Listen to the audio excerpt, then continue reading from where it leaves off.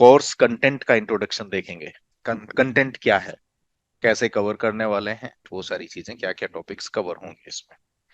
तो आइडियली हम लोग like as iMerita we follow the Cisco's blueprint. तो जो ब्लूप्रिंट है हमारा, वो हम अपडेट करते हैं बेस्ड ऑन सिस्कोस इनपुट्स। जैसे सिस्को अपडेट करता है अपने ब्लूप्रिंट में, तो हम भी अपने एंड से अपडेट कर देते हैं। तो इसमें मैं क्या करूंगा, सबसे पहले आप लोगों को cisco.com पे लेकर के जाऊंगा। cisco.com, ये देखिए अब आप, ये मेराकी का डैशबोर्ड दिया हुआ है। अभी आप बोल रहे थे ना Mukund, you are working on Meraki, तो ये मेराकी का ही Yeah, डैशबोर्ड है। Iraqi अच्छा, and अभी develop. क्या है, सिस्को को थोड़ा मुझे लग रहा है प्रॉब्लम्स तो है मार्केट में। और अभी अगर आप देखोगे, कभी ऐसा सिस्को ने दिया ही नहीं, नेवर नेवर एवर लाइफ में। ये मैं पहली बार देख रहा हूँ पिछले एक हफ्ते से।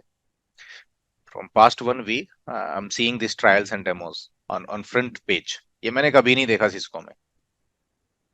ये फर्स्ट टाइम है दैट आई एम विटनेसिंग कि सिस्को ओपनली अब कस्टमर्स को ऑफर कर रहा है कि भाई पहले तुम ट्रायल ले लो उसके बाद देख लेना जो भी करना है।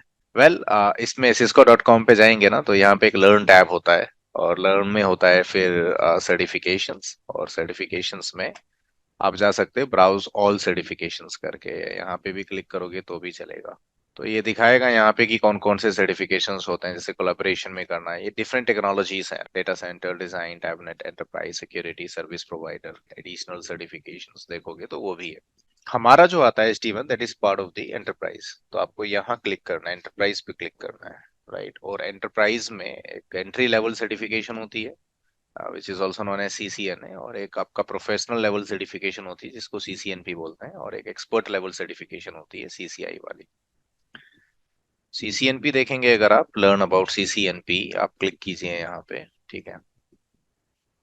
तो CCNP अगर आप देखेंगे, तो CCNP में अब कुछ एग्जाम्स होती हैं। जैसे अगर आप देखोगे, view certifications, oh come on, pre certification पे क्लिक किया मैंने, पीछे जाते हैं। तो इसमें अगर आप देखेंगे एक्सप्लोर एग्जाम्स एंड ट्रेनिंग्स, तो CCNP में अगर एग्जाम्स की बात करोगे, तो एक तो सबसे बड़ा जो एग्जाम होता है इसमें, दैट इज एनकोर, ठीक है। और ये एनकोर ना, ये कोर जो एग्जाम है, मैं कोर एनकोर नहीं बोलूंगा। एनकोर का मीनिंग यहाँ पे एंटरप्राइज कोर हो जाता है, एंटरप्राइज नेटवर्क कोर। एनकोर की बात नहीं करूंगा मैं, अ, सिर्फ कोर एग्जाम की बात करूंगा अभी। तो ये जो कोर एग्जाम है ना, that is not only available in enterprise networking, but also you know in security, in data center, right? In service provider like SP core, security core, sec core बोलते हैं उसको ये।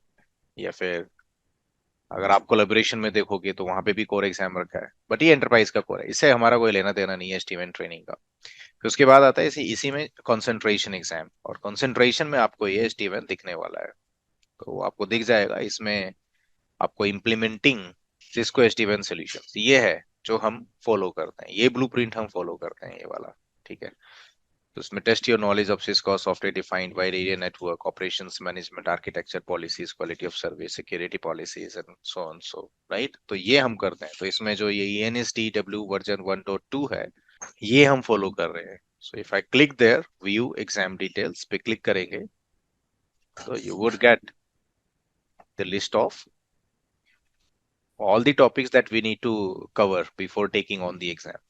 तो ये देखिए एग्जाम ओवरव्यू की अगर आप बात करोगे, रिव्यू एग्जाम टॉपिक्स पे क्लिक कर लीजिए फिर यहाँ पे, and then you will get the exam description. So if you look at here, download complete list of topics in PDF format, आप देख सकते हो यहाँ पे, वो भी डाउनलोड कर सकते हैं आप। उसके अलावा अगर आप देखोगे तो टोटल आपकी जो ट्रेनिंग है, ये स्टीवेंट training, that is divided in 6 sections. So there are total 6 sections. और इन 6 सेक्शंस की अगर आप बात करेंगे, तो इसमें आर्किटेक्चर आ जाता है स्टीवन का, then second is controller deployment, third is router deployment, fourth is policies, fifth one is security and quality of service policy, and sixth is management and operations. मतलब ये थोड़ा ट्रबल शूटिंग वाला इसमें आ जाता है, ऑपरेशंस में वही आ जाएगा ना थोड़ा। तो डिस्क्रिप्शन है, कोई ज्यादा इसमें है भी नहीं, 10% वेटेज ही रखा है इन्होंने। So you do not have that many options. तो टोटल 6 सेक्शंस में ये पूरा का पूरा ट्रेनिंग, एस टी वन की ट्रेनिंग डिवाइडेड है। तो you get started with architecture. तो आर्किटेक्चर की अगर आप बात करेंगे तो आर्किटेक्चर में basically it's all about the controllers, और कंट्रोलर्स प्लस मैनेज राउटर क्या होता है, काम कैसे करता है, मतलब आर्किटेक्चर में आप ओवरऑल एसडीएन की बात करेंगे ना, like we speak about overall SDN functionality. तो जो सिस्को एसडीएन फंक्शनैलिटी है उसकी आप बात करेंगे। अच्छा, इसमें अगर आप ध्यान से देखेंगे ना तो यहाँ पे सिर्फ सिस्को एसडीएन की बात हो रही है, यहाँ मेराकी की कोई बात ही नहीं हो रही है। If you look at this list, कोई बात नहीं, कहीं पे भी किसी भी सेक्शन में आप देख लेना, मेराकी की कोई बात ही नहीं हो रही है। तो ये आपका आ गया सेक्शन 1 में, जिसमें कि आपको समझ में आएगा कि भाई वी राउट्स क्या होते हैं, टी लॉक्स क्या होते हैं, मैनेजमेंट प्लेन क्या होता है, ऑर्केस्ट्रेशन प्लेन क्या होता है, बीएफडी आईपी सेक टनल्स क्या होते हैं, बीएफडी क्या होता है, मल्टी रीजन फैब्रिक क्या होता है, सास क्या है। तो ये मैं बाद में कराता हूँ ये वाला टॉपिक, सबसे लास्ट में। डिस्क्रिप्शन ही है खाली, लैब्स नहीं है इसके। कुछ लैब्स करा देता हूँ, जैसे ये वाला लैब हो जाता है मेरा सैस वाला ना, तो ये मैं कराता भी हूँ। फिर ये वेनेज राउटर, मतलब जो आपके ये राउटर्स हैं जो सिस्को एसडी वैन में यूज होते हैं, या जो राउटर्स एसडी वैन सपोर्ट करते हैं, उनकी कैपेबिलिटीज को देखना, और वो कौन कौन से राउटर्स हैं उसको डिस्कस करेंगे यहाँ पे। So that's about the architecture. 20% है, काफी अच्छा वेटेज है। कंट्रोलर डिप्लॉयमेंट में यहाँ पे सीखते हैं आप कंट्रोलर्स को डिप्लॉय करना, कि हम लाइक अगर आपको कंट्रोलर्स होते हैं ना इसमें सिस्को एसडीएन में, क्योंकि सॉफ्टवेयर बेस्ड नेटवर्किंग है, और सॉफ्टवेयर बेस्ड नेटवर्किंग या जिसको हम एसडीएन बोलते हैं, software defined networking. Software defined networking है क्या? It's a controller based networking, तो कंट्रोलर तो होगा ही। तो जो कंट्रोलर्स होते हैं जहां से आप पूरा नेटवर्क मैनेज करते हैं, कंट्रोल करते हैं, मॉनिटर करते हैं, ट्रबल शूट करते हैं, कॉन्फ़िगरेशन पुश कराते हैं ना, तो कंट्रोलर तो होगा ही ना उस काम के लिए। तो कंट्रोलर्स को कहीं तो होस्ट करोगे आप, तो उसके लिए आपके पास दो दो ऑप्शंस होते हैं यहाँ पे। जैसे आप उनको क्लाउड में होस्ट कर सकते हो, AWS, Azure, GCP, या फिर ऑन प्रेम होस्टिंग आप कर सकते हो। जीसीपी आप देखना पड़ेगा, अभी सिस्को ने वो कैपेबिलिटी ऐड की है कि नहीं। अभी तक तो सिर्फ AWS और Azure ही हुआ करता था कंट्रोलर्स के लिए। राउटर, वर्चुअल राउटर जीसीपी में होस्ट कर सकते हो, बट कंट्रोलर सिर्फ Azure और AWS में ही रखा था इन्होंने। अभी पता नहीं अभी जीसीपी को ऐड किया कि नहीं किया। बट पॉइंट ये है कि आप अपने कंट्रोलर्स को पब्लिक क्लाउड में भी होस्ट कर सकते हो, प्राइवेट में भी होस्ट कर सकते हो, मतलब ऑन प्रेम डिप्लॉयमेंट भी हो जाती है ना। तो जो आपका प्राइवेट क्लाउड है उसमें भी आप इसको होस्ट कर सकते हो। So it's up to you कि where you really want to host your controllers. But देखेंगे यहाँ पे, और जो लैब्स हैं यहाँ पे हम जो परफॉर्म करने वाले हैं, लैब्स ध्यान रखना, जो लैब्स परफॉर्म करेंगे ना, वो लैब्स में हम ऑन प्रेम डिप्लॉयमेंट करने वाले हैं। ध्यान रखना, लैब्स में हम क्या परफॉर्म करेंगे, on Prem deployment. So when I से ऑन प्रेम डिप्लॉयमेंट, मतलब जो हमारे जैसे ESXi सर्वर हो गया, KVM हो गया, तो उसके ऊपर डिप्लॉय करेंगे। क्लाउड वाला डिप्लॉयमेंट आपके यहाँ पे सिर्फ डिस्क्रिप्शन है, वैसे भी डिस्क्रिप्शन ही है पूरा, बट वो पूरा परफॉर्म करके देखते हैं हम यहाँ पे क्या। बट ऑन प्रेम डिप्लॉयमेंट होगी AWS के अंदर, कंट्रोलर्स डिप्लॉयमेंट करने का कोई लैब परफॉर्म नहीं करेंगे हम, ठीक है। ट्रेनिंग में जो कंट्रोलर डिप्लॉयमेंट है वो सिर्फ ऑन प्रेम होगी। तो वो होगा। फिर ऐसे ही यहाँ पे राउटर डिप्लॉयमेंट है, कि मैनेज राउटर्स को कैसे डिप्लॉय कर सकते हैं। तो जो ऑन प्रेम ब्रांचेस होती हैं आपकी, जो फिजिकल ब्रांचेस हैं, तो फिजिकल ब्रांचेस में तो फिजिकल राउटर ही इंस्टॉल करने वाले हैं ना। फिजिकल ब्रांचेस में you will be installing physical routers. तो राउटर डिप्लॉयमेंट में यही है कि राउटर को आप कैसे डिप्लॉय कर सकते हैं। तो दोनों ही ऑप्शंस आपके पास हैं, कि you can install a physical router and also you can install A virtual router. तो जो फिजिकल ब्रांचेस होंगी वहां पे फिजिकल राउटर इंस्टॉल करते हैं, और क्लाउड वगैरह में जैसे आपका कोई छोटा मोटा साइट है, तो वहां पे आप, या डीसी बनाया हुआ है आपने अपना क्लाउड के अंदर, तो वहां आप वर्चुअल राउटर इंस्टॉल कर सकते हैं। तो फिर यहाँ पे आपको डेटा प्लेन की बात करनी होगी। आईपी सेक टनल्स बनते हैं, कैसे बनते हैं डायनामिक टनल्स, है ना। अंडरले ओवरले कनेक्टिविटी कैसे, क्या आपको ध्यान रखना होता है। अंडरले ओवरले टर्मिनोलॉजी आ गई ना, और ये कुछ नया नहीं है आपके लिए, अगर आपको ध्यान हो। डायनामिक VPN, जिसको DMVPN बोलते हैं, वहां पे भी हम ये टर्मिनोलॉजी यूज करते हैं, अंडरले ओवरले। या फिर जब आप साइट टू साइट टनल बनाते हैं, IPsec टनल, या फिर GRE टनल बनाते हैं, तो वहां पे भी अंडरले और ओवरले दोनों टर्मिनोलॉजीज को हम यूज करते हैं।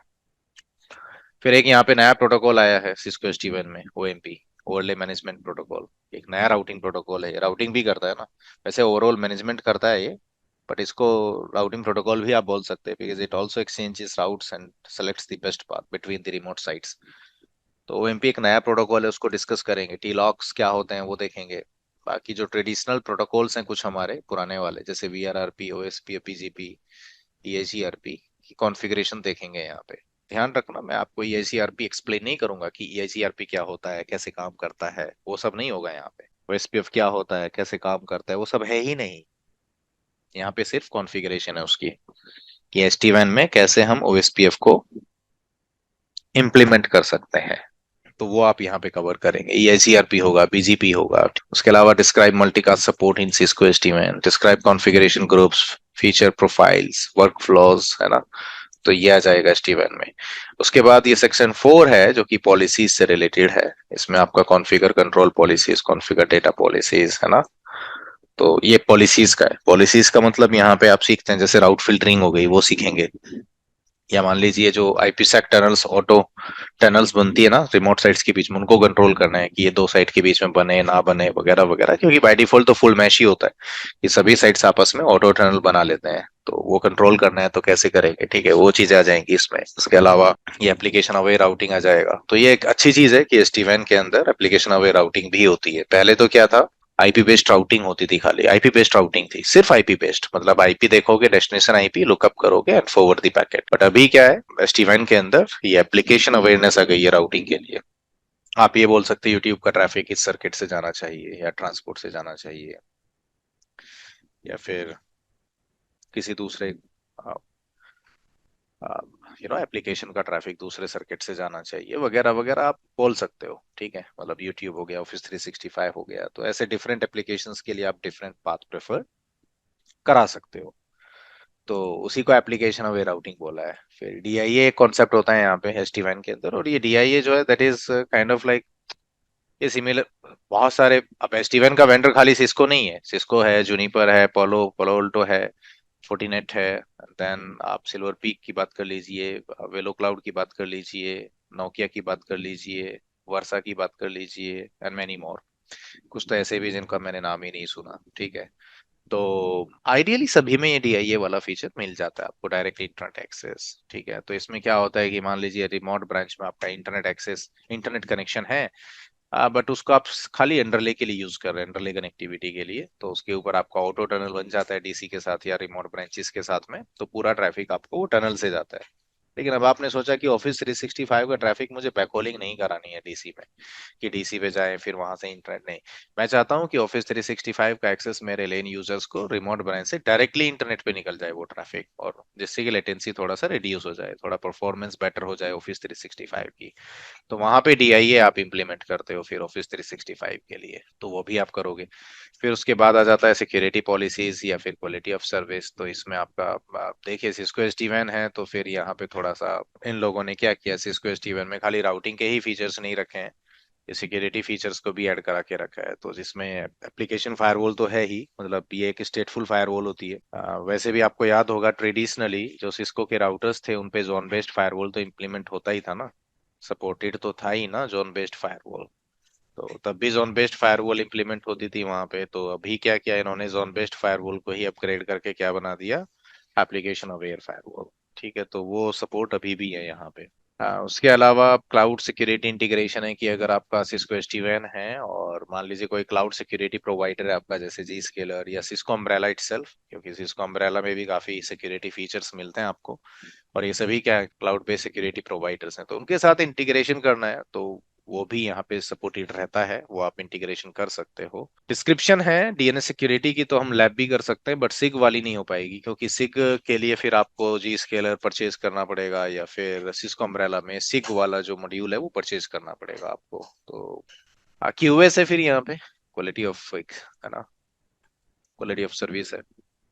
और ये ऐप क्वालिटी ऑफ एक्सपीरियंस है, जिसमें टीसीपी ऑप्टिमाइजेशन आ जाता है, डेटा रिडंडेंसी एलिमिनेशन, डीआरई आ जाता है, पैकेट डुप्लीकेशन है, फैक है, ऐप नाउ है। तो ये कुछ कुछ फीचर्स हैं जो हम क्वालिटी ऑफ एक्सपीरियंस के लिए उसको बेटर बनाने के लिए यूज करते हैं। लास्ट में मैनेजमेंट एंड ऑपरेशंस, तो ये सारी चीजें आ जाती हैं। तो ये टोटल आपके जो आपकी ट्रेनिंग है that is divided in 6 different modules, ठीक है। और जो हम सबसे पहले स्टार्ट करते हैं वो आर्किटेक्चर से ही स्टार्ट करते हैं। We all are here for estimate training. Which is also known as software defined wide area networking, है ना, इसको हम सभी बोलते हैं software defined wide area networking. SD वैन समझने से पहले ना आपको एक टर्मिनोलॉजी समझनी होगी यहाँ पे जिसको हम यूज करते हैं a lot, SDN, software defined networking, right. यहाँ पे एक टर्मिनोलॉजी हम यूज करते हैं which is also known as SDN, software defined networking. अगर आप एसडीएन की बात करते हैं, लाइक सॉफ्टवेयर डिफाइंड नेटवर्किंग की बात करते हैं, तो इसका मीनिंग समझना होगा पहले आपको, देन एसडीएन की बात करेंगे, राइट। तो if we talk about the SDN which is software defined networking, software defined networking का मीनिंग ये होता है बेसिकली कि आप जो कॉन्फ़िगरेशन करते हैं ना डिवाइसेस पे, वो आप मैन्युअली ना करें। जो आप कॉन्फ़िगरेशन करते हैं डिवाइसेस पे, वो आप मैन्युअली ना करें। Instead of doing that configuration manually, you do it by the help of software। तभी तो हमने इसको क्या बोला, सॉफ्टवेयर डिफाइंड नेटवर्किंग, राइट, कि आप सॉफ्टवेयर का यूज कर रहे हैं to make the configuration changes on your devices, right, and that is the reason we are calling it software defined networking. ठीक है। अच्छा, इसको हम कंट्रोलर बेस्ड नेटवर्किंग भी बोलते हैं। कंट्रोलर बेस्ड नेटवर्किंग क्यों बोलते हैं इसको कंट्रोलर बेस्ड नेटवर्किंग? क्योंकि आपके पास एक तो कंट्रोलर रहेगा ना, जहां से आप कॉन्फ़िगरेशन भी करेंगे डिवाइसेस के ऊपर, आप उनको मॉनिटर भी कर सकते हैं, and then you can also perform troubleshooting. ठीक है। तो ये एक सेंट्रलाइज्ड डिवाइस होगा जिसको हम क्या बोलते हैं, कंट्रोलर।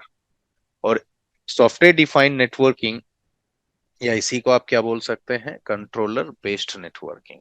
तो यही है कंट्रोलर बेस्ड नेटवर्किंग। अब सवाल ये आता है, the next question would be, why do we need controller based networking? Traditional के साथ प्रॉब्लम क्या है, आपको ये समझना है।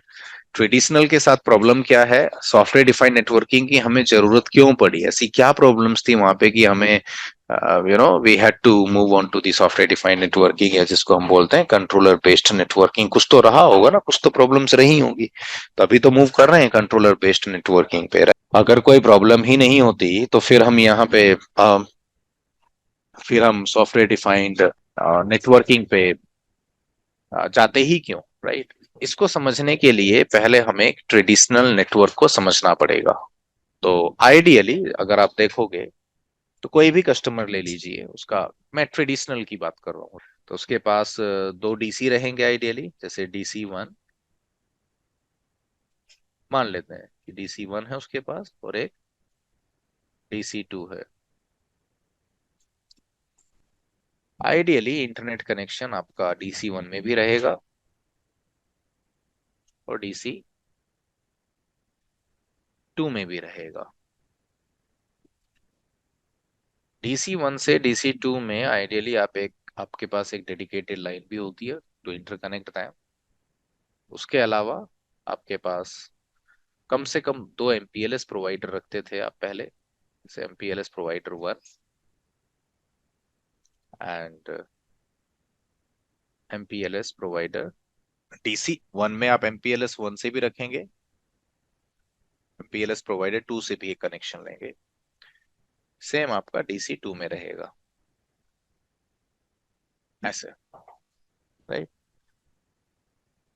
इसके अलावा आप ब्रांचेस आएंगी आपकी, तो जैसे मान लीजिए ब्रांच ऑफिस 1 है आपका, तो वहां पे MPLS 1 से भी कनेक्शन लोगे, MPLS 2 से भी लोगे आप। ब्रांच ऑफिस 2 MPLS 1 से भी लोगे, MPLS 2। अब कहीं कहीं पे ऐसा होगा कि एक ही MPLS प्रोवाइडर अवेलेबल है, दोनों है ही नहीं, तो ठीक है एक ही रख लीजिए, कोई प्रॉब्लम नहीं। कहीं कहीं पे ऐसा भी होगा कि एक ब्रांच है, ब्रांच 4, वह MPLS है ही नहीं उस रीजन में, at that Jio location internet connection, internet है ही नहीं, तो उसके पास क्या है, सिर्फ इंटरनेट कनेक्शन। तो उस केस में आपने देखा होगा इस ब्रांच में आप क्या बनाते हैं, बोलिए, IPsec टनल टू DC, और ये मैनुअली बनाते हैं आप। और अगर मल्टीपल ब्रांचेस हैं ऐसी जहाँ पे मतलब एक से ज्यादा ब्रांचेस हैं, मतलब आपके पास मान लीजिए 15-20 ब्रांचेस हैं जहाँ पे इंटरनेट कनेक्शन है, तो फिर हम उस केस में क्या यूज कर लेते हैं, बोलिए, DM VPN, अगर सिस्को डिवाइसेस यूज कर रहे हैं तो, करेक्ट। Yes. तो ये एक आर्किटेक्चर रहता है, दैट्स जेनरिक आर्किटेक्चर। मैंने किसी स्पेसिफिक कस्टमर को यहाँ पे स्पेसिफाई नहीं किया, ये एक जेनरिक एक डायग्राम है। और आप देखोगे स्पेशली बैंकिंग सेक्टर में कुछ इस टाइप का ही आपको ट्रेडिशनली देखने को मिलता था, या अभी भी आपको देखने को मिलेगा। अब यहाँ पे ना तो एसडीवैन है, ना कोई कंट्रोलर लगा है, कुछ नहीं है। आपको क्या क्या चीजें चाहिए इसको मैनेज करने के लिए, मतलब आप क्या करते हो, कैसे मैनेज करते हो इस तरह के नेटवर्क को, बताएगा कोई? Yeah, sure, sir. We have same architecture implemented. Like we have two DCs, so we are advertising actually two defaults for the both MPLS clouds, and then we also have to manage the outages, like move the default from one DC to other DC, hmm. and also take care of the tunnels manually from the outages perspective. That if any tunnel goes down, then we have to shift the traffic. That's also a manual function. Nice. कोई और explain करेगा? But ये pretty much generic है, ये मैंने किसी customer को specify नहीं किया है यहाँ पे, it's kind of like generic diagram, ठीक है। ट्रेडिशनली हमारे पास कुछ ऐसा ही रहता था। हाँ, ये जरूर हो सकता है कि कोई customer somebody is not utilising MPLS at all. तो अगर if someone is not utilising the MPLS at all, तो फिर वो इंटरनेट यूज करेंगे तो डीएमवीपीएन या फिर आईपी सेक्टर वाला बनाएंगे साइड टू साइड, वो पब्लिक आईपी लेकर के, राइट। तो वैसा कुछ करते हो आप। तो ये रहता है। अब इसमें चैलेंजेस क्या है, जैसा अभी आसिफ ने बताया चैलेंजेस क्या है। जैसे आईपी सेक्टर्नल बना हुआ है, एक प्राइमरी है, दूसरा सेकेंडरी है दूसरे डेटा सेंटर के साथ में। प्राइमरी डीसी में कोई प्रॉब्लम आ गया, मैनुअली शिफ्ट कर रहे हो आप। चाहे जो आपने बोला डिफॉल्ट राउट, वैसे आइडियली जरूरत पड़ती नहीं है वो, अगर ढंग से डिजाइन किया जाए तो वो भी ऑटो शिफ्ट हो जाता है। बट मैं कुछ चैलेंजेस बताता हूँ आपको यहाँ पे। एक चैलेंज तो सबसे बड़ा ये है कि मान लीजिए आपके पास इन टोटल इस पूरे आर्किटेक्चर में एक 1000 राउटर्स हैं, मान लेते हैं। और ये सभी, मतलब मान लीजिए 1000 राउटर्स हैं, मतलब 1000 ब्रांचेस हैं आपके पास, या 500 ब्रांचेस हैं, 600 ब्रांचेस हैं, 600 700 ब्रांचेस हैं। तो in total you have got like 1000 routers that you are configuring, you are managing.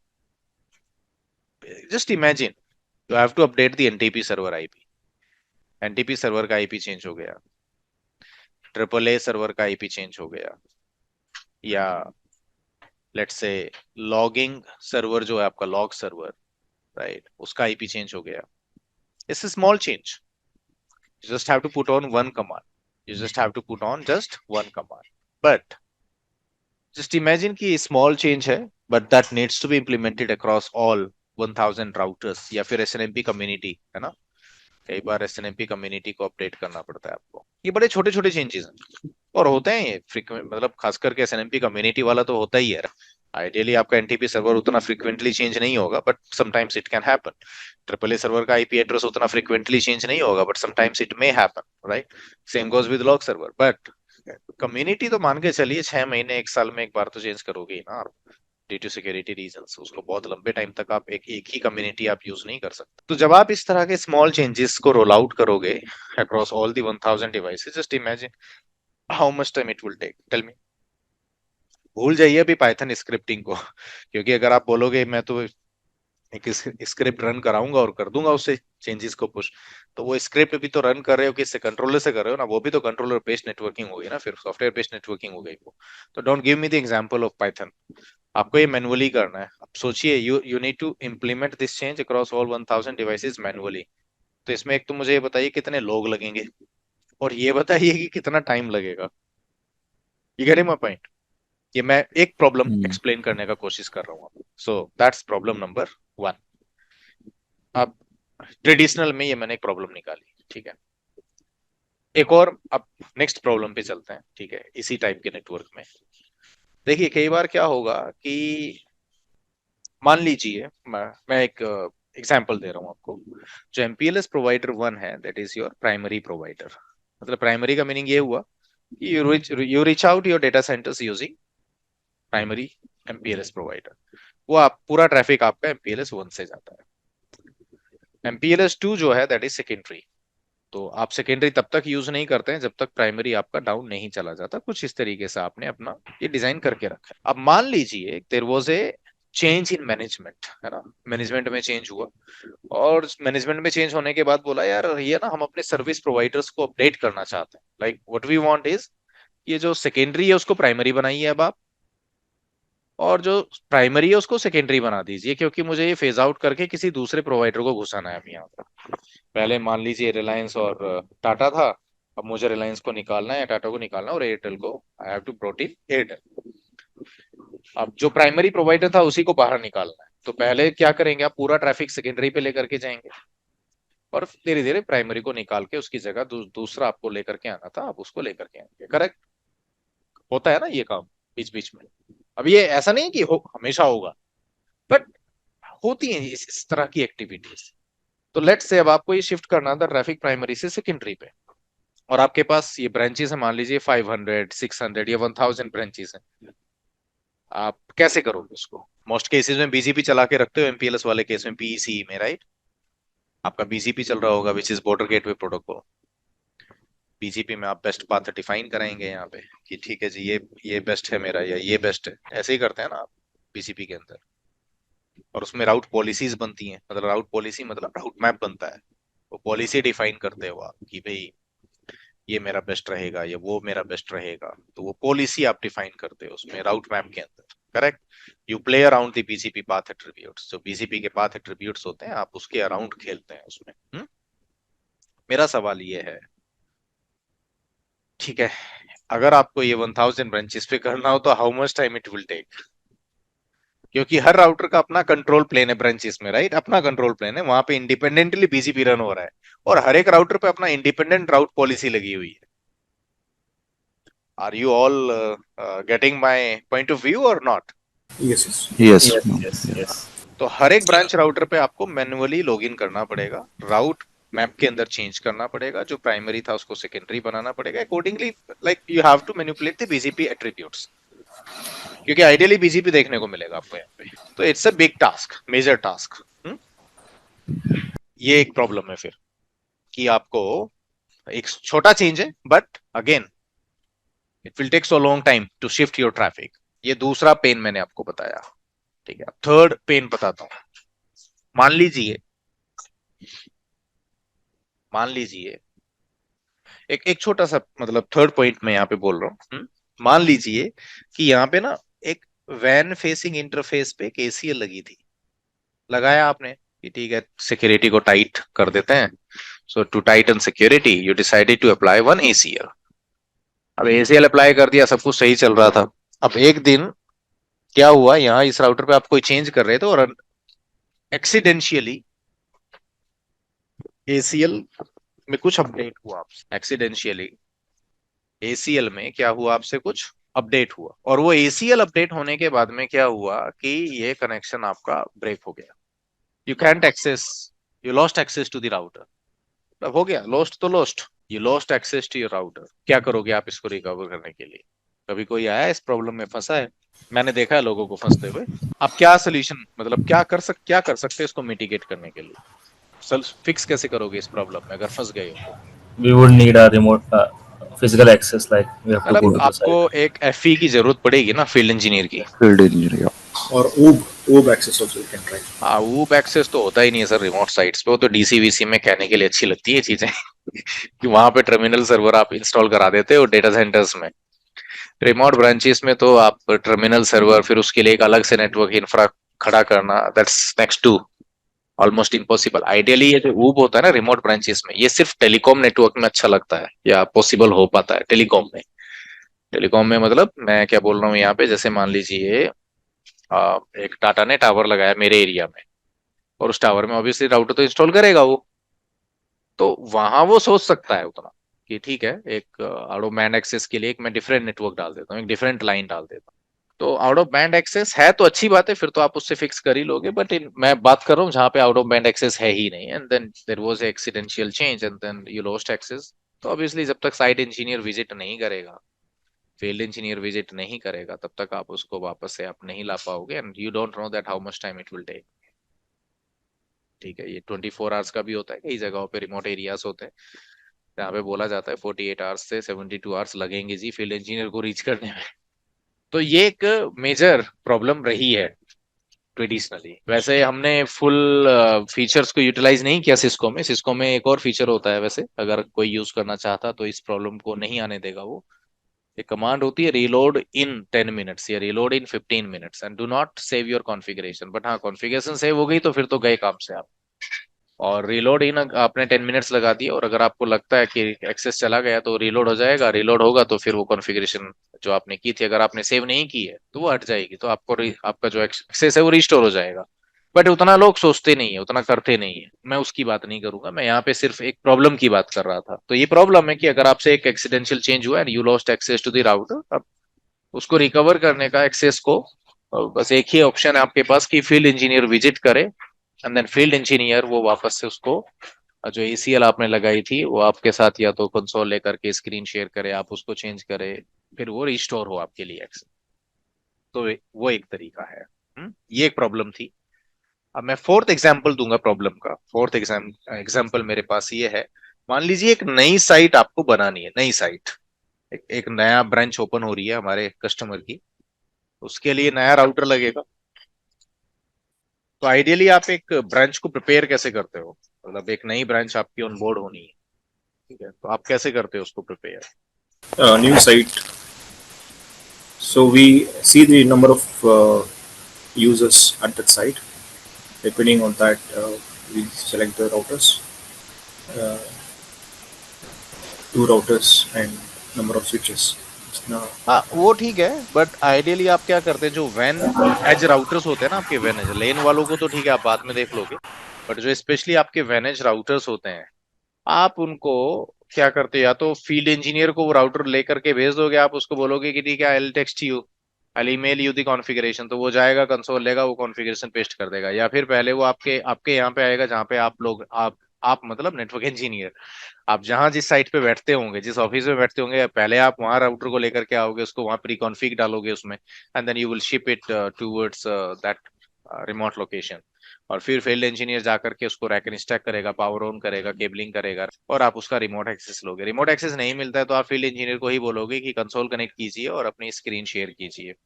अब जो भी तरीका है, फोन पे कराओ या स्क्रीन शेयर पे कराओ, it's all your headache, but आपको कराना पड़ेगा वो तरीके से, राइट? तो ये जो पूरा ओवरऑल प्रोसेस है कि आप फील्ड इंजीनियर को बोलोगे कि भाई एक कंसोल केबल लेकर के जा, स्क्रीन शेयर कर, ट्रबल शूट करते हैं अगर मेरे को रिमोट नहीं मिल रहा है बैठे बैठे, राइट? क्योंकि रिमोट मिलना जरूरी है, तभी आप काम कर पाओगे वो राउटर पे। तो ये सारी चीजें हैं, और ये it's not an easy job. थोड़ा डिफिकल्ट रहता है ये हमेशा फील्ड इंजीनियर के साथ में काम करना, स्पेशली वो बहुत ज्यादा टेक्निकली साउंड होते नहीं है।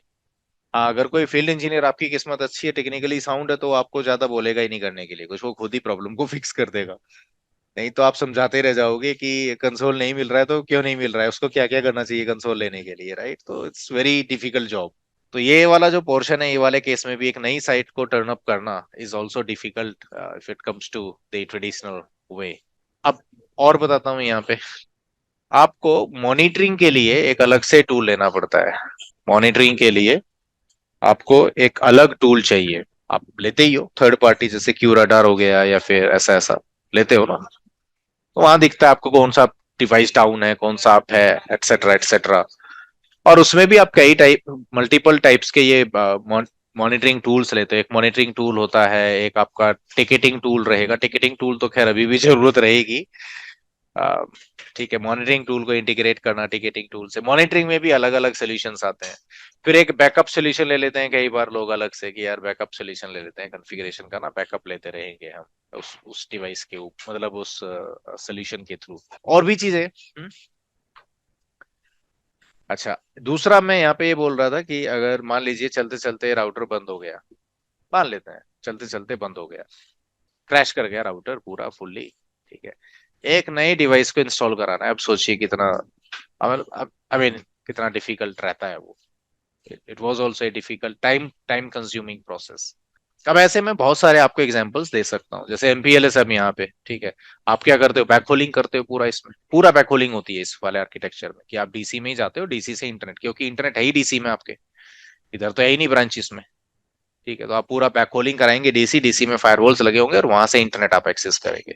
अब धीरे धीरे क्या हो रहा है, अब आज के टाइम में धीरे धीरे ये हो रहा है कि आपका पूरा का पूरा एज पे आ रहा है, इंटरनेट यहाँ पे आ गया, ठीक है, यहाँ पे ब्रांचेस में। यूजर को डायरेक्टली, क्योंकि अगर यूजर डायरेक्टली इंटरनेट पे नहीं जाएगा, अगर वो एमपीएलएस से होते हुए डीसी में जाएगा, डीसी से फिर इंटरनेट पे जाएगा, तो ये नेसेसरीली एक डिले ऐड कर रहा है, यहाँ पे लेटेंसी ऐड कर रहा है।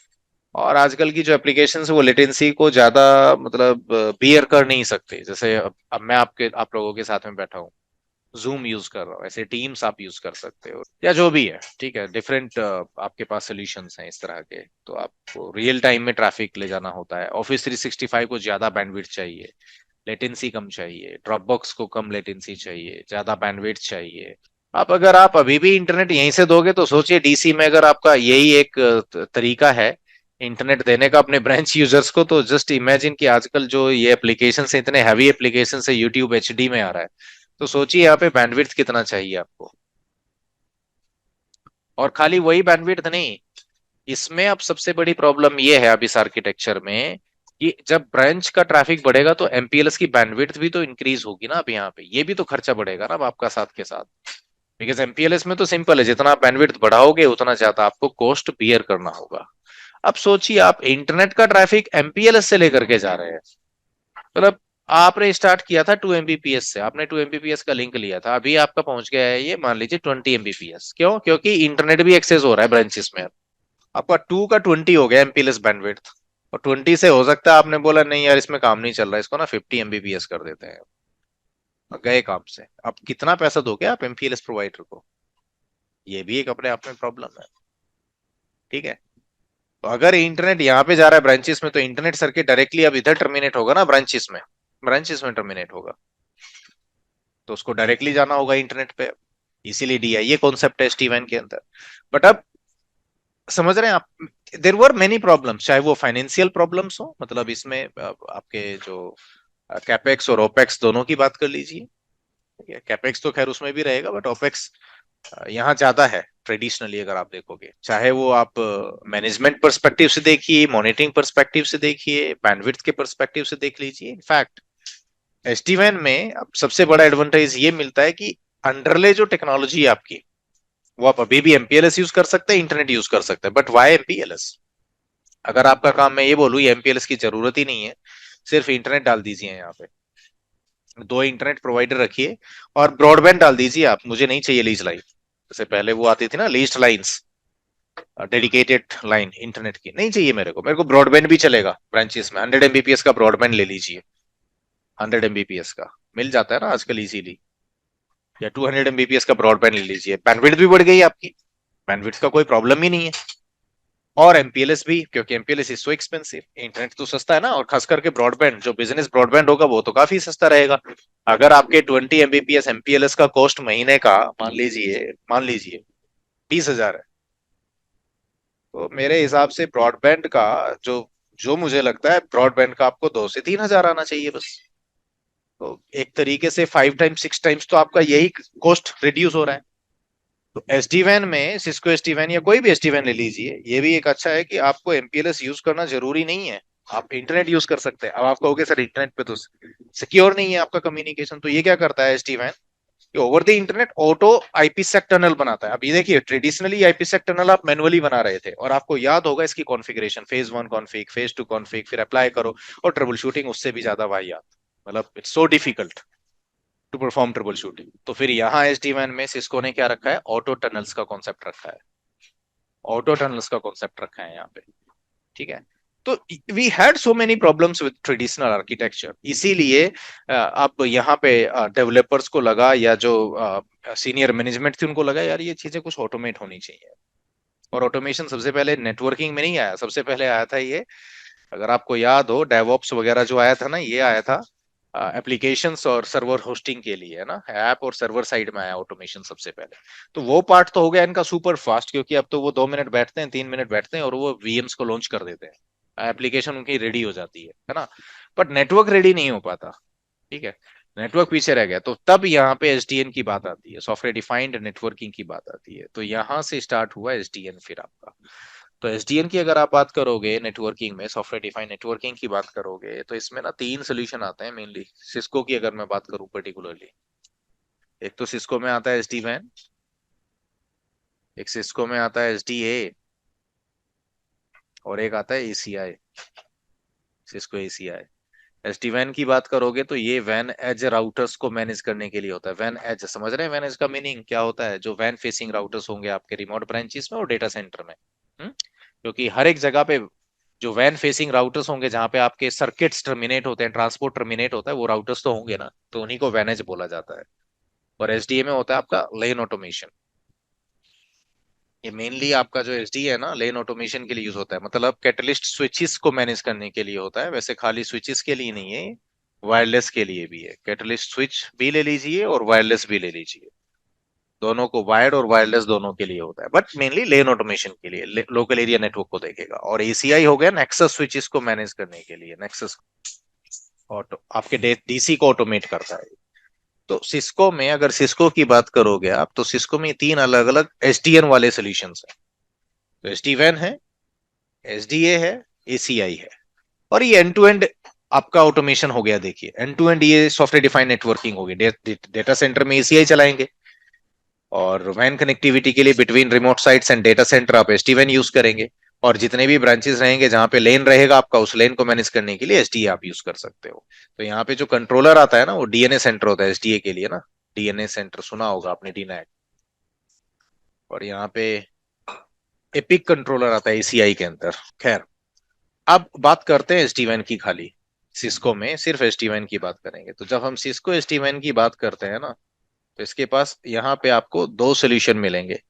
देखिए एक चीज और बताता हूं मैं आपको, ये सिस्को एसडी-वैन ओरिजिनली सिस्को का अपना प्रोडक्ट नहीं है। ये विप्टेला एसडी-वैन हुआ करता था पहले, विप्टेला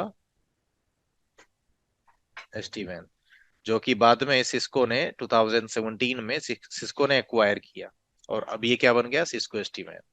ऐसे ही एक और यहाँ पे कंपनी थी मेराकी, उसको भी सिस्को ने एक्वायर किया, और अभी वो, खैर मेराकी को रीनेम नहीं किया, मेराकी को ये लोग अभी भी मेराकी ही बोलते हैं। तो बेसिकली अगर सिस्को में हम बात करें तो एसटीवैन के दो सॉल्यूशन है इनके, एक विप्टेला वाला एसटीवैन आता है इनका, और एक ये मेराकी वाला आता है। तो जो ट्रेनिंग है, ट्रेनिंग मेराकी के ऊपर नहीं है। यहाँ मेराकी एसटीवैन की बात ही नहीं करेंगे, यहाँ पे सिर्फ किसकी बात होगी, विप्टेला एसटीवैन वाली। और विप्टेला एसटीवैन को भी ये बोलते हैं सिस्को एसटीवैन, और सिस्को एसटीवैन को भी अब इन्होंने रीनेम कर दिया है। जो सिस्को एसटीवैन है ना, अब इसको भी रीनेम करके इन्होंने बना दिया कैटलिस्ट एसटीवैन। तो पहले विप्टेला एसटीवैन से वो हुआ सिस्को एसटीवैन।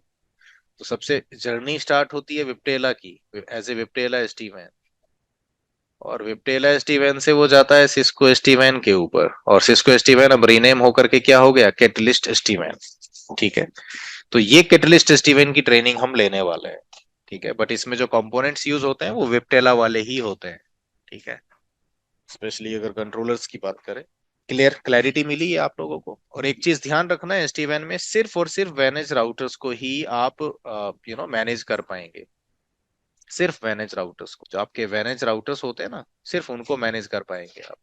वैनेज के पीछे मान लीजिए फायरवॉल रखा हुआ है आपका, या फिर कोई नॉन एसटी वैन राउटर्स हैं, उनको आप मैनेज नहीं कर सकते। तो वैनेज राउटर्स को भी सिर्फ वो राउटर्स, आपके जो वैनेज राउटर्स हैं वो एसडी वैन कैपेबल होने चाहिए। तो जो नॉन एसडी वैन कैपेबल डिवाइसेज होंगी, उनको मैनेज नहीं कर सकते आप एसडी वैन। तो ये भी देखना पड़ेगा कि जो आपका राउटर है वो एसडी वैन सपोर्ट करता हो। तो आजकल खैर अभी जो सिस्को के राउटर्स हैं, ऑलमोस्ट सभी राउटर्स एसडी वैन सपोर्ट करते हैं। But when it was introduced, क्योंकि हमने तो ट्रेनिंग, मुझे अच्छे से याद है, एसडीएन की ट्रेनिंग फर्स्ट टाइम उन्हें 2019 में स्टार्ट की थी, 2019 में। तो ऑलमोस्ट नाउ 5 इयर्स। तो 2019 में स्टार्ट किया था हमने एसटीवन की ट्रेनिंग को। और तब सिस्को में सिर्फ दो ही सीरीज आती थी जो कि एसटीवन सपोर्ट करता था। एक था इनका ASR 1K, और सिस्को के राउटर्स थे आपका, एक था ISR 4K। बस ये सपोर्ट करता था एसटीवन तब वो टाइम पे, और बाकी विप्टेला वाले राउटर्स थे। बट सिस्को ने इनिशियली सिर्फ इन राउटर्स पे ही एसटीवन को सपोर्ट किया। और आज अगर पूछोगे तो every router, almost every router, मतलब there are hardly few series of routers, few platforms that do not support SD-WAN। ठीक है, बट मोस्टली सभी राउटर्स आज के टाइम में SD-WAN सपोर्ट करते हैं। ठीक है जी, खैर वो भी बताऊंगा आपको जब प्लेटफॉर्म्स का आपको इंट्रोडक्शन दूंगा, तब बताऊंगा लोगों को। तो अब SD-WAN में है क्या, बेसिकली आपके पास एक सेंट्रलाइज्ड कंट्रोलर होता है यहाँ पे। और सिस्को SD-WAN में पर्टिकुलरली ना, तीन अलग अलग कंट्रोल कंपोनेंट्स अगर आप देखोगे ना, यहाँ पे एक होता है vManage, एक होता है vBond, और एक होता है वी स्मार्ट। इन सभी को ना कंट्रोलर बोला जाता है, कंट्रोलर। तो तीन अलग अलग कंट्रोल कंपोनेंट्स हैं सिस्को एसडीवैन में, vManage, vMont and vSmart. तीनों का अपना अपना फंक्शन है, बट इनको भी अब रीनेम कर दिया सिस्को ने। अब इसको बोला जाता है कैटलिस्ट एसडीवैन मैनेजर, वी बॉन्ड को बोला जाता है एसडीवैन वैलिडेटर, कैटलिस्ट एसडीवैन वैलिडेटर, और वी स्मार्ट को बोला जाता है कैटलिस्ट एसडीवैन कंट्रोलर। इसको सिर्फ कंट्रोलर नाम दिया है, तो इनको भी रीनेम कर दिया अब सिस्को ने। ये वर्जन 12 से रीनेम हुआ है, वर्जन 20.12 सिस्को एसडीवैन का जो वर्जन है 20.12 एंड ऑनवर्ड ये रीनेमिंग हुई। तो वी मैनेज को इन्होंने अब बोलना स्टार्ट कर दिया है एसडीवैन मैनेजर, वी बॉन्ड को कैटलिस्ट एसडीवैन वैलिडेटर, और वी स्मार्ट को अब ये बोलते हैं कैटलिस्ट एसडीवैन कंट्रोलर। और हर एक कंपोनेंट का अपना रोल है। वो खैर मैं कल बताऊंगा, आज नहीं बताऊंगा, बट आज मैं आपको सिर्फ ये एक क्विक इंट्रोडक्शन देना था, वो दिया है मैंने आप लोगों को। तो इसमें बताइए, इसमें किसी को कोई प्रॉब्लम्स कंसर्न्स कुछ हैं? यहाँ तक किसी को कोई क्वेश्चंस पूछने हैं? सर आपने कैपेक्स ओपेक्स कुछ बोला था, थोड़ा बता सकता हूँ? वो तो नॉर्मल मैनेजमेंट वाले टर्म्स थे कि capital expenditure and then operational expenditure. Capital expenditure जो वन टाइम इन्वेस्टमेंट आती है नेटवर्क को स्टार्ट करने के लिए, उसको कैपिटल ओके, हाँ। एक्सपेंडिचर बोल देते हैं। और एक ओपेक्स में ऑपरेशनल आ जाता है कि जो आपके रनिंग एक्सपेंसेस होते हैं, राइट, हर महीने जो रिकरिंग, जिनको रिकरिंग कॉस्ट बोलते हैं, तो वो रिकरिंग कॉस्ट में आ जाता है, ऑपरेशनल कॉस्ट बोल देते हैं, ओपेक्स बोल देते हैं उसको। Okay, thank you. That's that. और कुछ मतलब थोड़ा आइडिया लगा अब क्या क्या प्रॉब्लम्स हैं पुराने नेटवर्क के साथ में, क्यों एसडीवैन पे मूव कर रहे हैं? सिस्को में एसडीएन की अगर हम बात करें, सॉफ्टवेयर डिफाइंड नेटवर्किंग की, तो उसमें सिर्फ एसडीवैन नहीं है, एसडीवैन के अलावा एसडीए है, उसके अलावा एसीआई है। और यहाँ पे जो हम ट्रेनिंग लेंगे एसडीवैन की लेंगे। और एसडीवैन में भी दो सोल्यूशन है सिस्को में, एक सिस्को एसडीवैन जिसको हम कैटलिस्ट एसडीवैन बोलते हैं, और एक हो गया मेराकी एसडीवैन। तो जो ट्रेनिंग होगी वो मेराकी पे नहीं होगी, ट्रेनिंग होगी सिर्फ कैटलिस्ट एसडीवैन। सर मेरी आवाज आ रही है? भी आ रही है ना? सर एक्चुअली आपने बोला था कि एसडीवैन है इन बैकबोन एमपीएलएस पे चलेगा या मतलब इंटरनेट पे? जो मन करे आपका, क्योंकि जो एसडीवैन है ना, वो ट्रांसपोर्ट इंडिपेंडेंट टेक्नोलॉजी है। क्या है ये? Transport independent. तो एज ए कस्टमर मेरा मन है, मैं अगर एमपीएलएस यूज करते रहना चाहता हूँ तो कर सकता हूँ, बट फिर उतना एडवांटेज मिलेगा नहीं ना, आपका कॉस्ट उतना कम हो नहीं पाएगी, ठीक है। बट अगर कस्टमर रिजिड है कि नहीं उसको तो एमपीएलएस ही यूज करना है तो करने दो, नहीं तो आप ब्रॉडबैंड पे इंटरनेट पे चला सकते हो पूरा का पूरा। ओके, जो हमने जो पढ़ा in MPLS in branch to branch communication there is a end to end visibility ना, मतलब एंड टू एंड विजिबिलिटी उधर खत्म हो जाएगा ना इधर हम? नहीं, खत्म नहीं होगा। अगर आप इंटरनेट यूज करते हैं ना, लेट्स से, तो होता क्या है यहाँ पे, जैसे मान लीजिए ब्रांच 1 है और ये ब्रांच 2 है।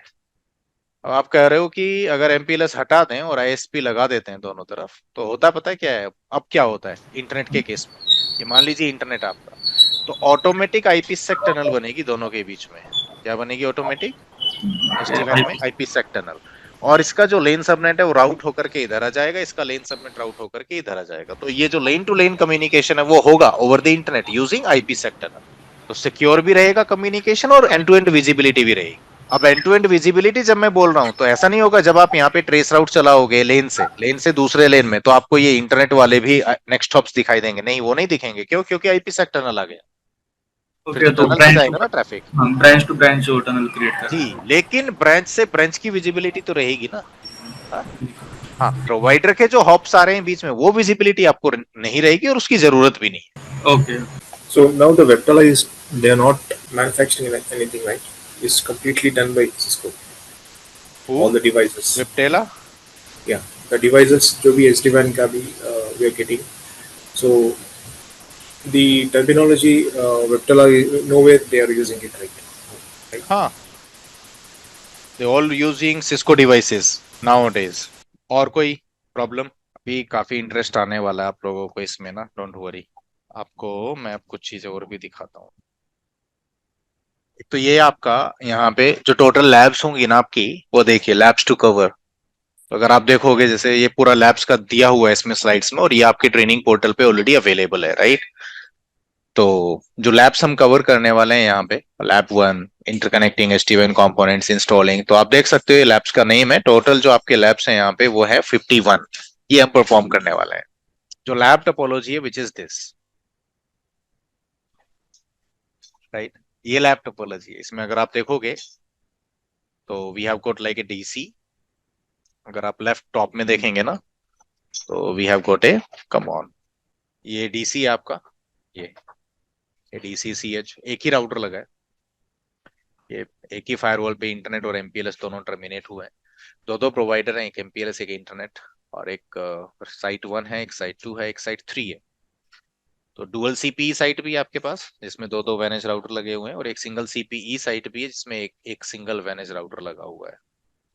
और ये जो साइट 3 है ये आपका फिर से अगेन डुअल CPE साइट। तो ये टोपोलॉजी रहेगी और इसको यूज करके ही हम SD-WAN की ट्रेनिंग लेंगे। तो टोपोलॉजी के अलावा इस टोपोलॉजी का जो एक्सेस, मतलब ठीक है टोपोलॉजी को एक्सेस भी तो करना होगा ना इस पे काम करने के लिए, तो वो आपको VPN के थ्रू रहेगा। और इसके लिए आपको एक ईमेल आएगा जिसमें आपके VPN क्रेडेंशियल्स मिलेंगे, और आपको स्लॉट बताना होगा कि किस टाइम स्लॉट में आप लैब एक्सेस करना चाहते हो। 4-4 घंटे के टाइम स्लॉट्स हैं, 4 आवर्स का एक टाइम स्लॉट होता है, वो आपको बताना होगा टाइम स्लॉट मैनेजमेंट टीम को, तो accordingly they will assign you the lab.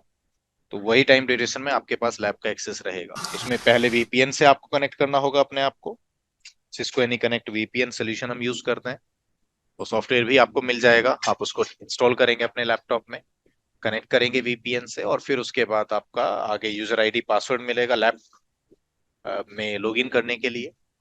तो पहले VPN क्रेडेंशियल से लॉगिन करना होगा, फिर उसके बाद लैब के अंदर जाएंगे आप, उसके बाद फिर आप लैब के बाद अपना ये टोपोलॉजी आपको एक्सेस मिल जाएगा लैब पे लॉगिन करने के बाद में। उसके आपके क्रेडेंशियल्स अलग रहेंगे, मतलब दो क्रेडेंशियल मिलने वाले हैं, एक VPN क्रेडेंशियल्स और एक लैब क्रेडेंशियल्स।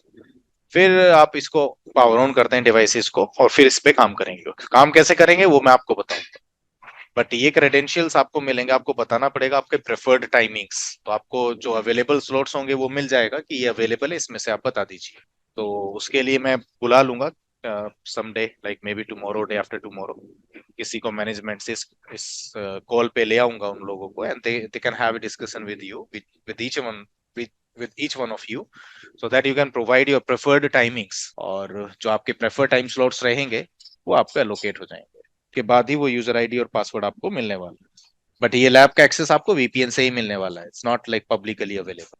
अच्छा, ट्रेडिशनल तो ऐसा ही था ना कुछ हमारा, इंटरनेट वैन, तो इंटरनेट पे IPsec टनल बना देना, वैन मतलब MPLS आपका प्राइमरी रहेगा।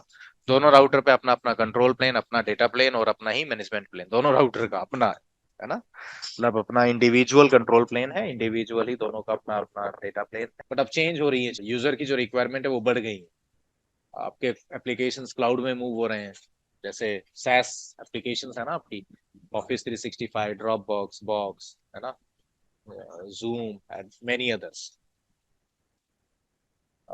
इंफ्रास्ट्रक्चर एज सर्विस का कॉन्सेप्ट है कि आपने पूरा इंफ्रास्ट्रक्चर ही क्लाउड में बिल्ड किया, जैसे AWS क्लाउड के अंदर, या फिर GCP के अंदर, या Azure के अंदर, और ब्रांच को डायरेक्टली इंटरनेट एक्सेस चाहिए, और फिर आपको ये भी ध्यान में रखना है access at any time and from anywhere, जैसे रिमोट यूजर्स आपके हो सकते हैं, वर्क फ्रॉम होम भी चलता है। ट्रांसपोर्ट आपका जो SD-WAN की अगर मैं बात करूँ ना, तो इंटरनेट भी सपोर्टेड है, MPLS भी सपोर्टेड है, 4G LTE, और SD-WAN को हम ट्रांसपोर्ट इंडिपेंडेंट टेक्नोलॉजी भी बोलते हैं, समझ रहे हैं इसको क्या बोलते हैं, ट्रांसपोर्ट को, SD-WAN को क्या बोलते हैं, transport independent technology. So when I से ट्रांसपोर्ट इंडिपेंडेंट, मतलब आप जो मर्जी यूज कीजिए सर अंडरले में, मतलब दो साइट्स को इंटरकनेक्ट करने के लिए आपको इंटरनेट यूज करना है, इंटरनेट कीजिए, आपको MPLS यूज करना है, आप MPLS यूज कीजिए, आपको 4G LTE पे डिपेंडेंसी रखनी है, वो भी आप यूज कर सकते हो। आप पहले तो खाली ऑन प्रेम डेटा सेंटर्स हुआ करते थे, बट अभी तो डेटा सेंटर है, मल्टी क्लाउड भी है आप किसी किसी यूजर के पास में, तो कि कुछ आपके एप्लीकेशन है Azure में होस्टेड है, कुछ दूसरे AWS में होस्टेड है, कुछ GCP में होस्टेड हैं, तो मल्टी क्लाउड का जमाना है, इंफ्रास्ट्रक्चर भी बना सकते हो, SaaS बेस्ड एप्लीकेशंस है, तो जो यूजर रिक्वायरमेंट है वो बढ़ गई है, राइट। ट्रेडिशनल चैलेंजेस में मैंने आपको ये चैलेंजेस बताए हैं, जैसे सिक्योरिटी चैलेंज था हमारे पास, आप हर ब्रांच में फायरवॉल लगाओगे, नहीं तो आप पूरा DC में लेकर के आओगे। अब अगर आप ब्रांच से DC में सभी को बिना फायरवॉल के लेके आ रहे हैं, ब्रांच में कोई फायरवॉल ही नहीं है, तो सिक्योरिटी कंसर्न तो रहेगा ना, ऐप अवेयरनेस नहीं थी पहले राउटर्स के पास में, पूरा L3 बेस्ड राउटिंग होता था, IP बेस्ड राउटिंग होती थी, नो क्लाउड ऐप रेडीनेस। अगर आपको क्लाउड में कोई ऐप एप्लीकेशन आपकी, उसके लिए राउटर को आइडेंटिफाई, राउटर के पास कैपेबिलिटी ही नहीं है पुराने नेटवर्क में। ये आपका ये ऑफिस 365 का डेटा क्या राउटर देख सकता था पहले कि ऑफिस 365 का डेटा है, ड्रॉप बॉक्स का डेटा है या बॉक्स का डेटा है, राइट? नहीं देख सकता था, कॉस्ट ज्यादा थी, देखा वो हमने। कॉम्प्लेक्स ऑपरेशन वो भी देखा हमने, इनसफिशिएंट बैंडविड्थ क्योंकि सिर्फ MPLS यूज करते थे इन मैक्सिमम केसेस, तो वो भी रहेगा। तो ओवरऑल जो यूजर एक्सपीरियंस था that was a poor user experience, difficult to secure, complex to operate. उन सभी प्रॉब्लम्स को फिक्स करने के लिए क्या है? SDN मतलब software defined networking. So now if we speak about the software defined networking, जो मैं ऑलरेडी बात कर चुका हूं आप लोगों से, तो अगर आप SDN को देखोगे यहाँ पे, तो इसमें आप देखो इंफ्रास्ट्रक्चर लेयर को अलग रखा है, कंट्रोल लेयर को अलग रखा है और एप्लीकेशन लेयर को अलग कर दिया, राइट? तो इसी को हमने क्या बोला? SDN। ठीक है, SDN is an approach to physically abstract the network control plane from the forwarding plane. आपका कंट्रोल प्लेन अलग हो जाए और डेटा प्लेन आपका अलग हो जाए, डेटा प्लेन को आप फॉरवर्डिंग प्लेन भी बोलते हो। ये है सिस्को SD-WAN। तो सिस्को SD-WAN में अगर आप देखेंगे, so it's a brain at top. ये ब्रेन देख रहे हैं, vBond है, vAnalytics है, vManage है, vSmart है। So all together all these components, all those components our brain of the Cisco SD-WAN। ठीक है, तो ये है वो। और अभी इनको रीनेम भी कर दिया गया है, जैसे vManage को अब SD-WAN मैनेजर बोला गया है, vSmart को कंट्रोल कैटलिस्ट SD-WAN कंट्रोलर बोला गया है, vBond को फिर हमने वैलिडेटर बोला है, तो रीनेम किया है उसको, और नीचे आपके राउटर्स लगे हैं। तो अभी क्या, कंट्रोल प्लेन को ऑफलोड कर दिया गया है, यहाँ पे कंट्रोल प्लेन को ऑफलोड कर दिया गया है, राइट? अब जो पूरा फोकस रहेगा आपके वैनेज राउटर्स का, वो डेटा प्लेन के ऊपर रहेगा। सेंट्रलाइज कंट्रोल प्लेन हो गया है यहाँ पे, और सेंट्रलाइज कंट्रोल प्लेन होने का आपको बहुत बड़ा एक बेनिफिट मिलने वाला है, राइट? वो मैं आपसे कल डिस्कस करूंगा कि क्या बेनिफिट होगा, क्योंकि एक एक करके इन सभी कंपोनेंट्स का जो रोल्स हैं, रिस्पॉन्सिबिलिटीज हैं, वो डिस्कस करूं। बट आज के लिए इतना सफिशियंट है इंट्रोडक्शन कॉल पे। आज का एक फर्स्ट सेशन तो ऑलमोस्ट इंट्रोडक्शन के लिए ही होता है। तो अगर किसी को कुछ क्वेश्चंस पूछने हैं, कुछ कंसर्न्स हैं, तो पूछिए आप लोग। नहीं सर, अभी तक तो क्लियर है। नाइस। तो everybody is comfortable with the training now, कि हम क्या करने वाले हैं, क्या टॉपिक्स कवर करने वाले हैं, क्या लैब है, SD-WAN क्यों आया, सॉफ्टवेयर डिफाइंड नेटवर्किंग है क्या, है ना? वो सब थोड़ा थोड़ा आइडिया लगा। सिस्को में मेरा की SD-WAN आता है, विप्टेला वाला आता है, हम जो करने वाले हैं वो विप्टेला वाला करने वाले हैं। इट्स ऑल अबाउट वी का मतलब समझ रहे हैं? वी का मतलब विप्टेला से होता है। अब तो खैर रीनेम कर दिया इन्होंने, वी को छोड़ा ही नहीं है, बट वी का मतलब यहाँ पे विप्टेला से है। चलिए देन, आज के लिए इतना सफिशियंट है। कल मैंने ये डिस्कस किया था आप लोगों के साथ में, क्या डिस्कस किया था कि व्हाट इज SDN, जरूरत क्यों पड़ी, कुछ यूज केसेस लिए थे, फिर समझ में आया कि सॉफ्टवेयर डिफाइंड नेटवर्किंग क्यों जरूरी थी हमारे लिए। तो ये सारी चीजें, आप इसके आगे चलते हैं। अब हम आज का जो हमारा टारगेट है, दैट इज सिस्को SD-WAN, इसको डिस्कस करने वाले हैं। तो एज आई टोल्ड यू कि Cisco SD-WAN is not originally from Cisco, it is originally from Viptela. ये विप्टेला SD-WAN था, उसको बाद में एक्वायर किया 2017 में सिस्को ने, and that's how Viptela SD-WAN became Cisco SD-WAN। और ये जो V दिखाई दे रहा है ना, ये कंपोनेंट्स है, इसके कंट्रोल कंपोनेंट्स, जैसे vSmart हो गया, vBond हो गया, vAnalytics हो गया, vManage। वैसे अभी तो इसको भी रीनेम कर दिया सिस्को ने, बट अभी कुछ महीनों तक यही चला है। Like couple of months back only Cisco got them renamed, नहीं तो अभी तक वही नेम था। और जो राउटर्स लगे होते हैं ना आपके रिमोट साइट्स पे या DCs में, तो उन राउटर्स को हम वैनेज राउटर बोलेंगे अब। तो DCs में या फिर रिमोट साइट्स के ऊपर जो भी आपके ट्रांसपोर्ट फेसिंग राउटर्स होंगे, उनको हम बोलते हैं वैन फेसिंग राउटर्स। तो उनको यहाँ पे वैन एज राउटर्स बोला जाएगा। तो उन वैन एज राउटर्स को ही आप यहाँ पे SD-WAN से मैनेज कर पाओगे, अगर वैन एज राउटर के पीछे let's say you have got layer 3 switches, or you have got firewalls, you have got some routers which are non-SD-WAN routers. So all those devices cannot be managed by the SD-WAN. अभी एक functionality इन्होंने add की है recently, and that is called SD routing, software defined routing. So that has been introduced now. So from the controllers, like from vManage, now we can even implement SD routing, which is software defined routing. तो वो एक नया feature add हुआ है. But apart from that, like if you talk about the firewalls or layer 3 switches or layer 2 switches, so all these components cannot be managed by the vManage. That's not technically possible, right? अभी as of today. Okay.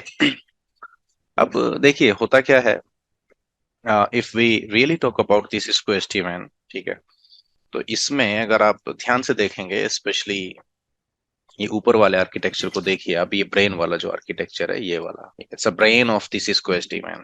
Overall it works as a brain of the Cisco SD-WAN. वैसे इसमें जो ये वाला component है vAnalytics, that is an optional component. ये optional component है, it's not a mandatory component. जरूरी नहीं है कि इसको आप यूज करें. क्यों? क्योंकि इसका जो यूसेस है ना vAnalytics का, वो सिर्फ एनालिटिकल रिपोर्ट्स को कलेक्ट करने के लिए होता है. So you can generate like analytical reports using vAnalytics. There is no other work done by the vAnalytics. Like if you are looking to perform troubleshooting, you are making, you are trying to make the configuration changes. मतलब ऐसा कोई भी आप task यहाँ से perform नहीं कर सकते. So vAnalytics is just used only for generating analytical reports. So that is the only use case that we have got for the vAnalytics. इसीलिए मैंने बोला कि it is an optional. It's not a mandatory component when it comes to the Cisco SD-WAN. अब इसी brain के अंदर बाकी 3 component है जो कि काफी इंपॉर्टेंट होते हैं, जैसे vManage हो गया, vSmart हो गया और vBond हो गया. सो इसमें अगर हम बात करें, जो vManage होता है ना, that is your management plane. ये मैनेजमेंट के लिए, इनफैक्ट मैं ये बोलूंगा, आप vManage का ही एक्सेस लेते हैं. जो GUI एक्सेस मिलेगा ना आपको, जहां से आप पूरा कॉन्फ़िगरेशन करते हैं, मॉनिटरिंग करते हैं, ट्रबल शूटिंग करते हैं, you do it from the vManage का आप GUI एक्सेस लेते हैं. इसके ऊपर एप्लीकेशन सर्विसेज रन होती है, through which you get the graphical user interface type of access of the vManage, right. वैसे SSH के थ्रू भी एक्सेस ले सकते हो आप अपने vManage का, राइट, वो भी पॉसिबल होता है. बट हम इसको GUI से एक्सेस करते हैं और वहां से हम अपने पूरे नेटवर्क को मॉनिटर करेंगे. इसको आप NMS भी बोलते हैं, right, NMS, network management system. तो जो NMS होता है वो तो कलेक्टर भी हो गया ना एक तरीके से, राइट. मतलब जो इन्फॉर्मेशन आपके vNAND राउटर सेंड करेंगे उसको ये कलेक्ट भी करेगा, राइट. तो इसको NMS भी बोलते हैं. तो vManage या मैनेजमेंट प्लेन बोलिए आप इसको. तो इसी का आप GUI एक्सेस लेते हैं और GUI एक्सेस लेने के बाद आप पूरा SD-WAN यहीं से, मतलब बेसिकली अगर देखा जाए ना from A administrator perspective, right, तो ये एक ऐसा सिंगल कंपोनेंट है जहां से आप यू डू एवरीथिंग. चाहे आपको आपके डिवाइसेस पे कॉन्फ़िगरेशन करनी हो, चाहे आपको ट्रबल शूटिंग करनी हो, तो इस तरह के जितने भी टास्क हैं वो सभी कहाँ से होंगे? vManage से होंगे. मॉनिटरिंग है, सब कुछ vManage से होगा. मतलब you do everything in Cisco SD-WAN from vManage. अब आप कहोगे तो फिर vSmart और vBond का क्या रोल है? तो उनका रोल है, obviously they have got their own roles. But जो आप करते हैं एज एन एडमिनिस्ट्रेटर, आपको जो जरूरत होती है वो सिर्फ vManage की होती है. वहीं से सब कुछ आप कर सकते हो. Like you do everything from the vManage, चाहे वो आप डिवाइसेस पे कॉन्फ़िगरेशन करने का हो, या फिर आपका ट्रबल शूटिंग का रहे, चाहे वो आपका मॉनिटरिंग का रहे. तो you do everything from vManage. उसका GUI एक्सेस लेंगे और मैं दिखाऊंगा वो आपको. You will perform all those task, right, don't worry. फिर अगर vSmart की बात करें, दिस vSmart, ये इसको हम बोलते हैं कंट्रोल प्लेन. मैंने अभी कुछ कल वाले सेशन में एक स्टेटमेंट दिया था कि SD-WAN में हमने क्या किया, ये डेटा प्लेन और कंट्रोल प्लेन को ना सेग्रीगेट कर दिया. अभी तक क्या था, हर एक राउटर के ऊपर अपना उसका कंट्रोल प्लेन था और उसका अपना एक डेटा प्लेन था. तो जैसे मैंने एक एग्जांपल दिया था कि you need to modify the BGP policy. You need to modify what? BGP policy. तो अगर आपको पॉलिसी को मॉडिफाई करना है तो आपको हर एक राउटर पे जाकर के करना पड़ता था. जैसे मैंने एक एग्जांपल दिया था आपको कि there are 2 transports, MPLS1, MPLS2. पहले MPLS1 प्राइमरी था, MPLS2 सेकेंडरी था. बट अभी चेंज आया कि MPLS2 को प्राइमरी बनाना है, 1 को सेकेंडरी बनाना है. अगर वो करना था तो आपको हर एक राउटर पे, let's say you are using BGP, तो आपको हर एक राउटर पे जाकर के फिर वो चेंजेस करने होंगे, राइट. बट अब क्योंकि आपके पास क्या आ गया, एक सेंट्रलाइज्ड कंट्रोल प्लेन यहाँ पे, तो आपको सिर्फ यहाँ चेंज करने हैं ना. इसको ही बता दो आप, क्योंकि ये क्या करता है यहाँ पे कंट्रोल प्लेन, जितने भी आपके राउटर्स है, चाहे वो क्लाउड में होस्टेड है आपके AWS के अंदर, या वो डीसी में लगे हुए हैं राउटर्स आपके, या कैंपस में होंगे, या ब्रांचेस में होंगे, या कॉलो में होंगे, उन सभी राउटर्स के बीच में जो राउट एक्सचेंज करने का काम होता है ना, that is done by vSmart. Since your vSmart is exchanging routes between the manage routers, तो अब आप उसको कंट्रोल तो कर ही सकते हो ना. You can control all that process कि आपको किस साइट को कौन से राउट देने हैं, कौन से नहीं देने हैं, तो आप उसको पूरा कंट्रोल कर सकते हो. तो वी स्मार्ट, अब आपको वी स्मार्ट पे ही चेंज करना होगा ना. You don't really have to make changes on each and every router, क्योंकि अल्टीमेटली इन सभी के बीच में जो राउट एक्सचेंज करने का काम है वो कौन कर रहा है. So it's like route reflector. अगर आप ध्यान से सोचोगे और देखोगे ना इसका function, so it's more like route reflectors in BGP. अब मुझे नहीं पता आप में से कितने लोग बीजीपी के साथ फैमिलियरिटी रखते हैं पहले से. आप में से कितने लोग हैं जिनको बीजीपी पहले से आता है, जिन्होंने बीजीपी पे काम किया हुआ है अब से पहले, या पढ़ा हुआ है एटलीस्ट. पढ़ा हुआ है. पढ़ा हुआ है सर, और अभी भी काम कर रहा हूँ. नाइस. तो राउट रिफ्लेक्टर का मीनिंग तो आपको आता ही है, right? You understand the yes. use case of the route reflector. So exactly same work is done by the vSmart. Like what every router does is that they will provide their routing updates to the vSmart, or vSmart will maintain its database table, will run some algorithm to select the best path, and then best path information will be given to other neighbors, which are, like neighbor routers. So that's that. So mainly it's kind of like route reflector. So you have got a centralized control plane. अभी पहले आपको यही काम करने के लिए ना, like पहले आपको हर एक राउटर पे जाकर के चेंज करना होता था ये, but you don't have to do that now. Just go to vSmart, define your policy for every, for each and every branch. Let's say you had a requirement that, okay, for all 100 branches, MPLS2 should be primary link. तो आपको बताना है यहाँ पे एक policy apply कर दीजिए out में, और बता दीजिए सबको कि भाई तुम्हारा जो प्राइमरी है वो ये रहने वाला है. So you are making changes at one place, and then it is affecting the entire topology. And that's the beauty of this solution, of keeping the centralized control plane. तो दैट्स कंट्रोल प्लेन. तो ये आपके routing database को maintain भी करेगा, best path select करता है, and then further best path की इंफॉर्मेशन आगे ये एडवर्टाइज भी करेगा अपने पीयर्स को, अपने नेबर्स को. The next would be vBond, जिसको हम क्या बोलते हैं, ऑर्केस्ट्रेटर. ये है आपका ऑर्केस्ट्रेटर. ये इसको अब सिस्को बोलता है वैलिडेटर, राइट? या इसको ऑर्केस्ट्रेटर बोलिए. तो जो ऑर्केस्ट्रेशन का काम है ना, that is done by the vBond.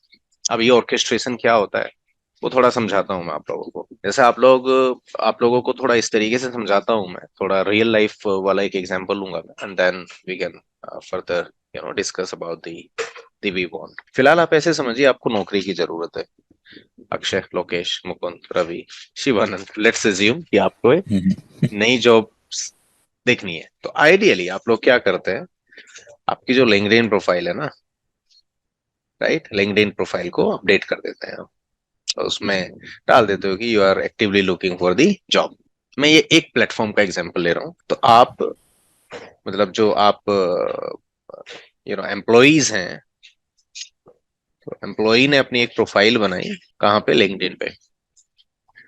अब ऐसे ही जिसको जरूरत है, जो एम्प्लॉयर होता है, एम्प्लॉयर ऑलरेडी उसका लिंक्डइन पे अकाउंट होता है, और उन्होंने उनकी वो सर्विसेज परचेज करके रखी होती है कि भाई जैसे naukri.com की परचेज कर लेते हैं.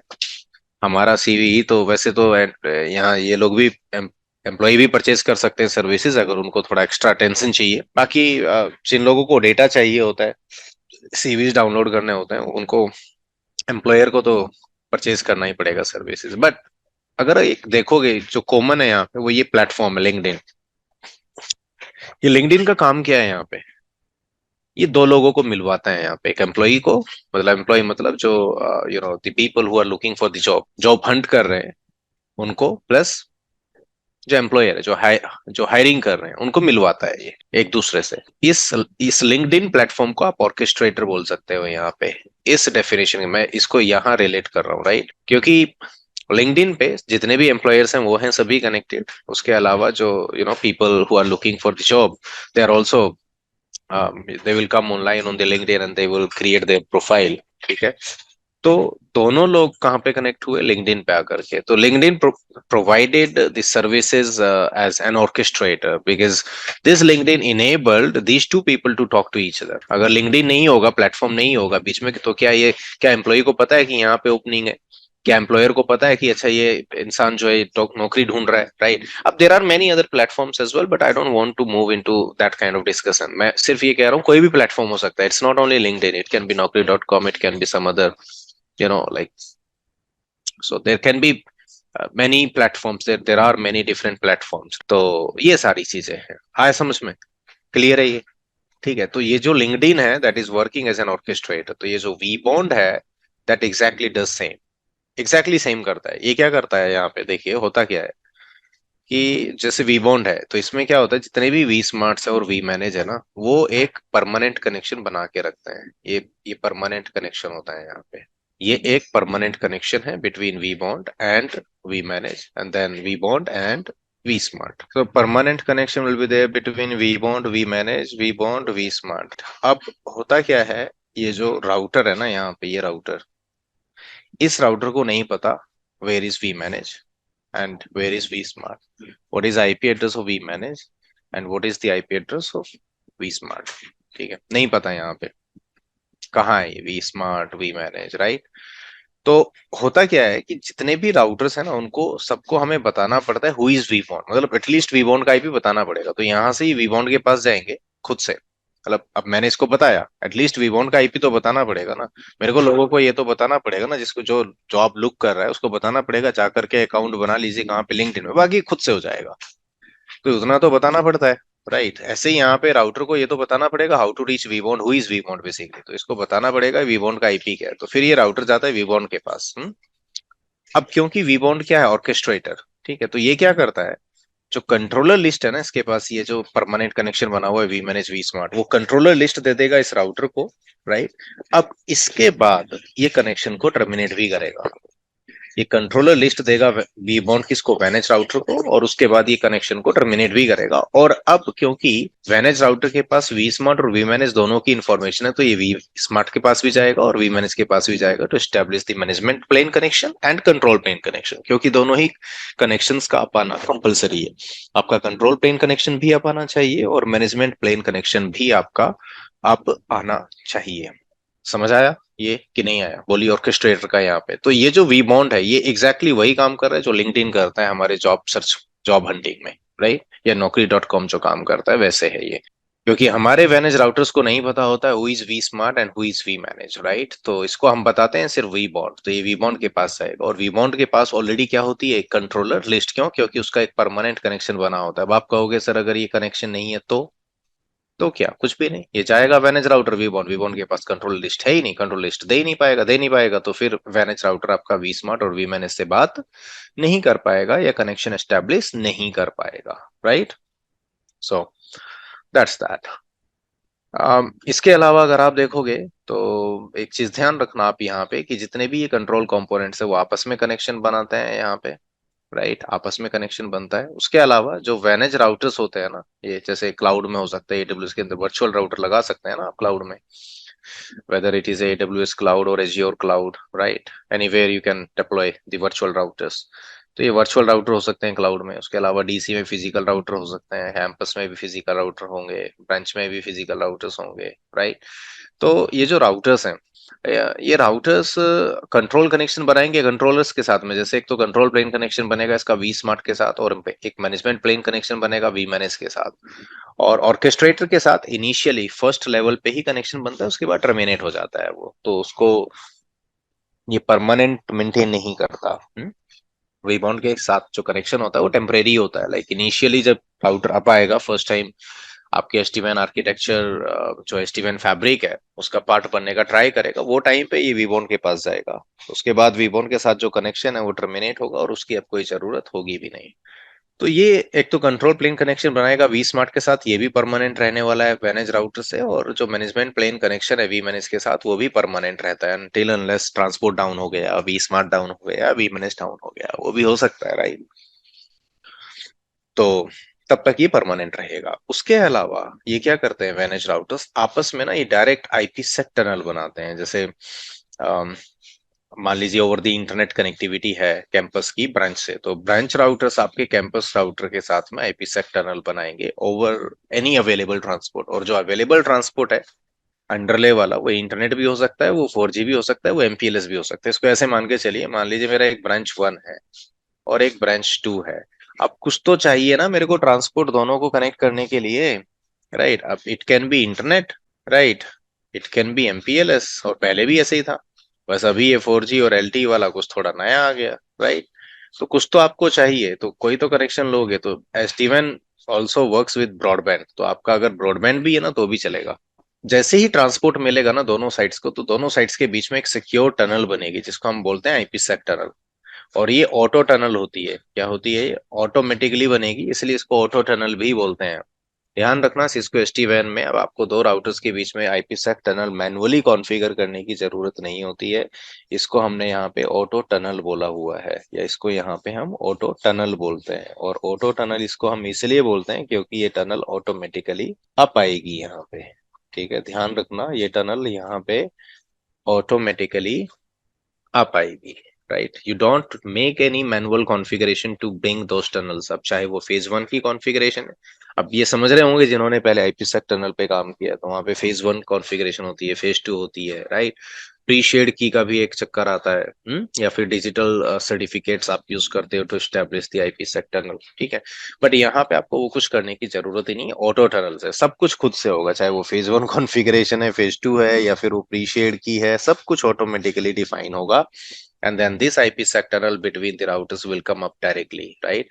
तो जो इसको डेटा प्लेन कनेक्शन बोलते हैं, डेटा प्लेन, क्योंकि जो एक्चुअल डेटा होगा ना, यूजर का डेटा, जैसे मान लीजिए एक डेटा सेंटर में सर्वर रखा हुआ है, ब्रांच से एक यूजर आया, उसको वो एप्लीकेशन एक्सेस करनी है, तो एप्लीकेशन का डेटा वो IPsec टनल से डायरेक्टली आएगा DC में। उसके लिए आपको vSmart या vManage या vBond पे जाने की जरूरत नहीं होती है। हाँ, ये जो IPsec टनल बना, इस IPsec टनल बनाने के लिए कंट्रोलर से बात करने की जरूरत है, या जो राउट एक्सचेंज होता है वो कंट्रोलर के थ्रू होगा। पर जो एक्चुअल डेटा जाएगा ना, वो जाएगा डेटा प्लेन टनल से। तो ध्यान रखना, जो एक्चुअल ट्रैफिक होगा या एक्चुअल डेटा होगा, वो IPsec टनल से एक ब्रांच से DC या दूसरे लोकेशंस पे जाएगा। ये चीज आप हमेशा ध्यान में रखेंगे। ये IPsec टनल ऑटोमेटिकली अप आती है, ध्यान रखना। तो SD-WAN represents the shift from an older hardware based model of legacy WAN to a secure software based virtual IP fabric, right, that runs over a standard network transport services। तो जो transport services हैं वो तो वैसे ही है, standard है ना, वो तो MPLS यूज करेंगे या ब्रॉडबैंड यूज करेंगे, तो उसमें तो कोई चेंज है नहीं यहाँ पे ट्रांसपोर्ट में, राइट। अब ये वर्चुअल इसको IP फैब्रिक ओवरले क्या होता है, ये ओवरले क्या है, अंडरले क्या है? तो देखिए, अंडरले एंड ओवरले को समझना बहुत जरूरी है आप लोगों के लिए, right. And this is not something new for you. ऐसा नहीं है कि अंडरले ओवरले आपसे आपसे पहले आपने नहीं सुना होगा। जैसे पहले भी आपने देखा हो, जैसे एक राउटर लगा हुआ है, राइट, राउटर 1, और ये राउटर 2 है ब्रांच 2 में। मान लीजिए ये ब्रांच 1 है और ये ब्रांच 2 है आपकी, और बीच में है ये ISP। तो ISP से आपने कनेक्ट कर दिया ये इधर ब्रांच 2 को भी, इधर ब्रांच 1 को भी, ठीक है। और दोनों के लेन टू लेन, लेन में क्या है, प्राइवेट IPs, ठीक है। प्राइवेट IP इधर भी मान लीजिए क्या है, 10.1.1.0/24, इधर है 10.1.2.0/24, राइट। तो ये दोनों आपस में बात ही नहीं करेंगे बाय डिफॉल्ट। अगर आप चाहते हैं कि ये दोनों आपस में बात करें, तो यहाँ पे टनल बनाना पड़ता था आपको, ठीक है। तो ये जो ट्रांसपोर्ट है आपका, ये ट्रांसपोर्ट वाला इंटरनेट कनेक्शन, राइट, तो आपको याद होगा इधर भी पब्लिक IP, इधर भी पब्लिक IP, फिर एक डिफॉल्ट राउट इधर इंटरनेट की तरफ, फिर एक इधर इधर ब्रांच 2 में भी, राइट। और फिर यहाँ पे या तो आप GRE टनल बनाते हैं या फिर IPsec टनल बनाते हैं। तो ये जो ट्रांसपोर्ट है ना, इसको बोला जाता है अंडरले यहाँ पे, राइट, अंडरले। और इसके ऊपर एक बनेगा आपका ओवरले, ठीक है। इसको क्या बोलेंगे हम, इस टनल को ओवरले। और ये ओवरले में आपका या तो GRE आप यूज करते थे, या फिर क्या यूज करते थे, IPsec। तो ये ओवरले वाला है, इसको ओवरले टनल बोलेंगे हम, इस GRE टनल को या फिर IPsec टनल को, राइट। इसको क्या बोलेंगे हम, ओवरले टनल। और अंडरले रहेगा आपका ट्रांसपोर्ट साइड कनेक्टिविटी, राइट। तो ध्यान रखना, ओवरले की जो डिपेंडेंसी है ना, वो प्योरली अंडरले के ऊपर होती है। मैं फिर से बोल रहा हूँ, ओवरले की जो डिपेंडेंसी है वो 100% किसके ऊपर रहती है, अंडरले के ऊपर। इफ अंडरले गोज डाउन तो overlay will also go down at same time. ये चीज ध्यान रखना आप। If underlay goes down then overlay will also go down automatically. तो your overlay is completely dependent over the underlay. If underlay goes down, your overlay will also go down. Okay. तो अभी आपको समझ में आया होगा यहाँ पे इंटरले और ओवरले का मीनिंग क्या है। तो ये वर्चुअल आईपी फैब्रिक क्या बोल रहे हैं, वर्चुअल आईपी फैब्रिक, ये फैब्रिक आप समझते हैं फैब्रिक क्या होता है? फैब्रिक का मतलब ही क्या होता है बोलिए? जैसे हम बोलते हैं ना इट्स अ फैब्रिक, इसका फैब्रिक का मीनिंग क्या होता है? जैसे स्टीवन फैब्रिक बोल देते हैं, फैब्रिक क्या होता है बेसिकली, सुना है आपसे पहले terminology? means everything is connected to each other. हाँ नहीं, एवरीथिंग तो कनेक्टेड है बट कैसे? वर्चुअली, है ना? जो वर्चुअल जो कनेक्शंस होते हैं ना आपके, उसी को हमने क्या बोला है? फैब्रिक बोला है। वर्चुअल कनेक्शंस को बिटवीन रिमोट साइट्स जो वर्चुअल कनेक्शंस बनते हैं ना, उसी को हमने फैब्रिक बोला है। जैसे अगर आप देखोगे यहाँ पे ये सभी डिवाइसेस आपस में, जितने भी मैनेज राउटर्स है ना, ये आपस में ऑटोमेटिकली आईपी सेक टनल बना लेते हैं, ऑटोमेटिकली बनते हैं ये, राइट?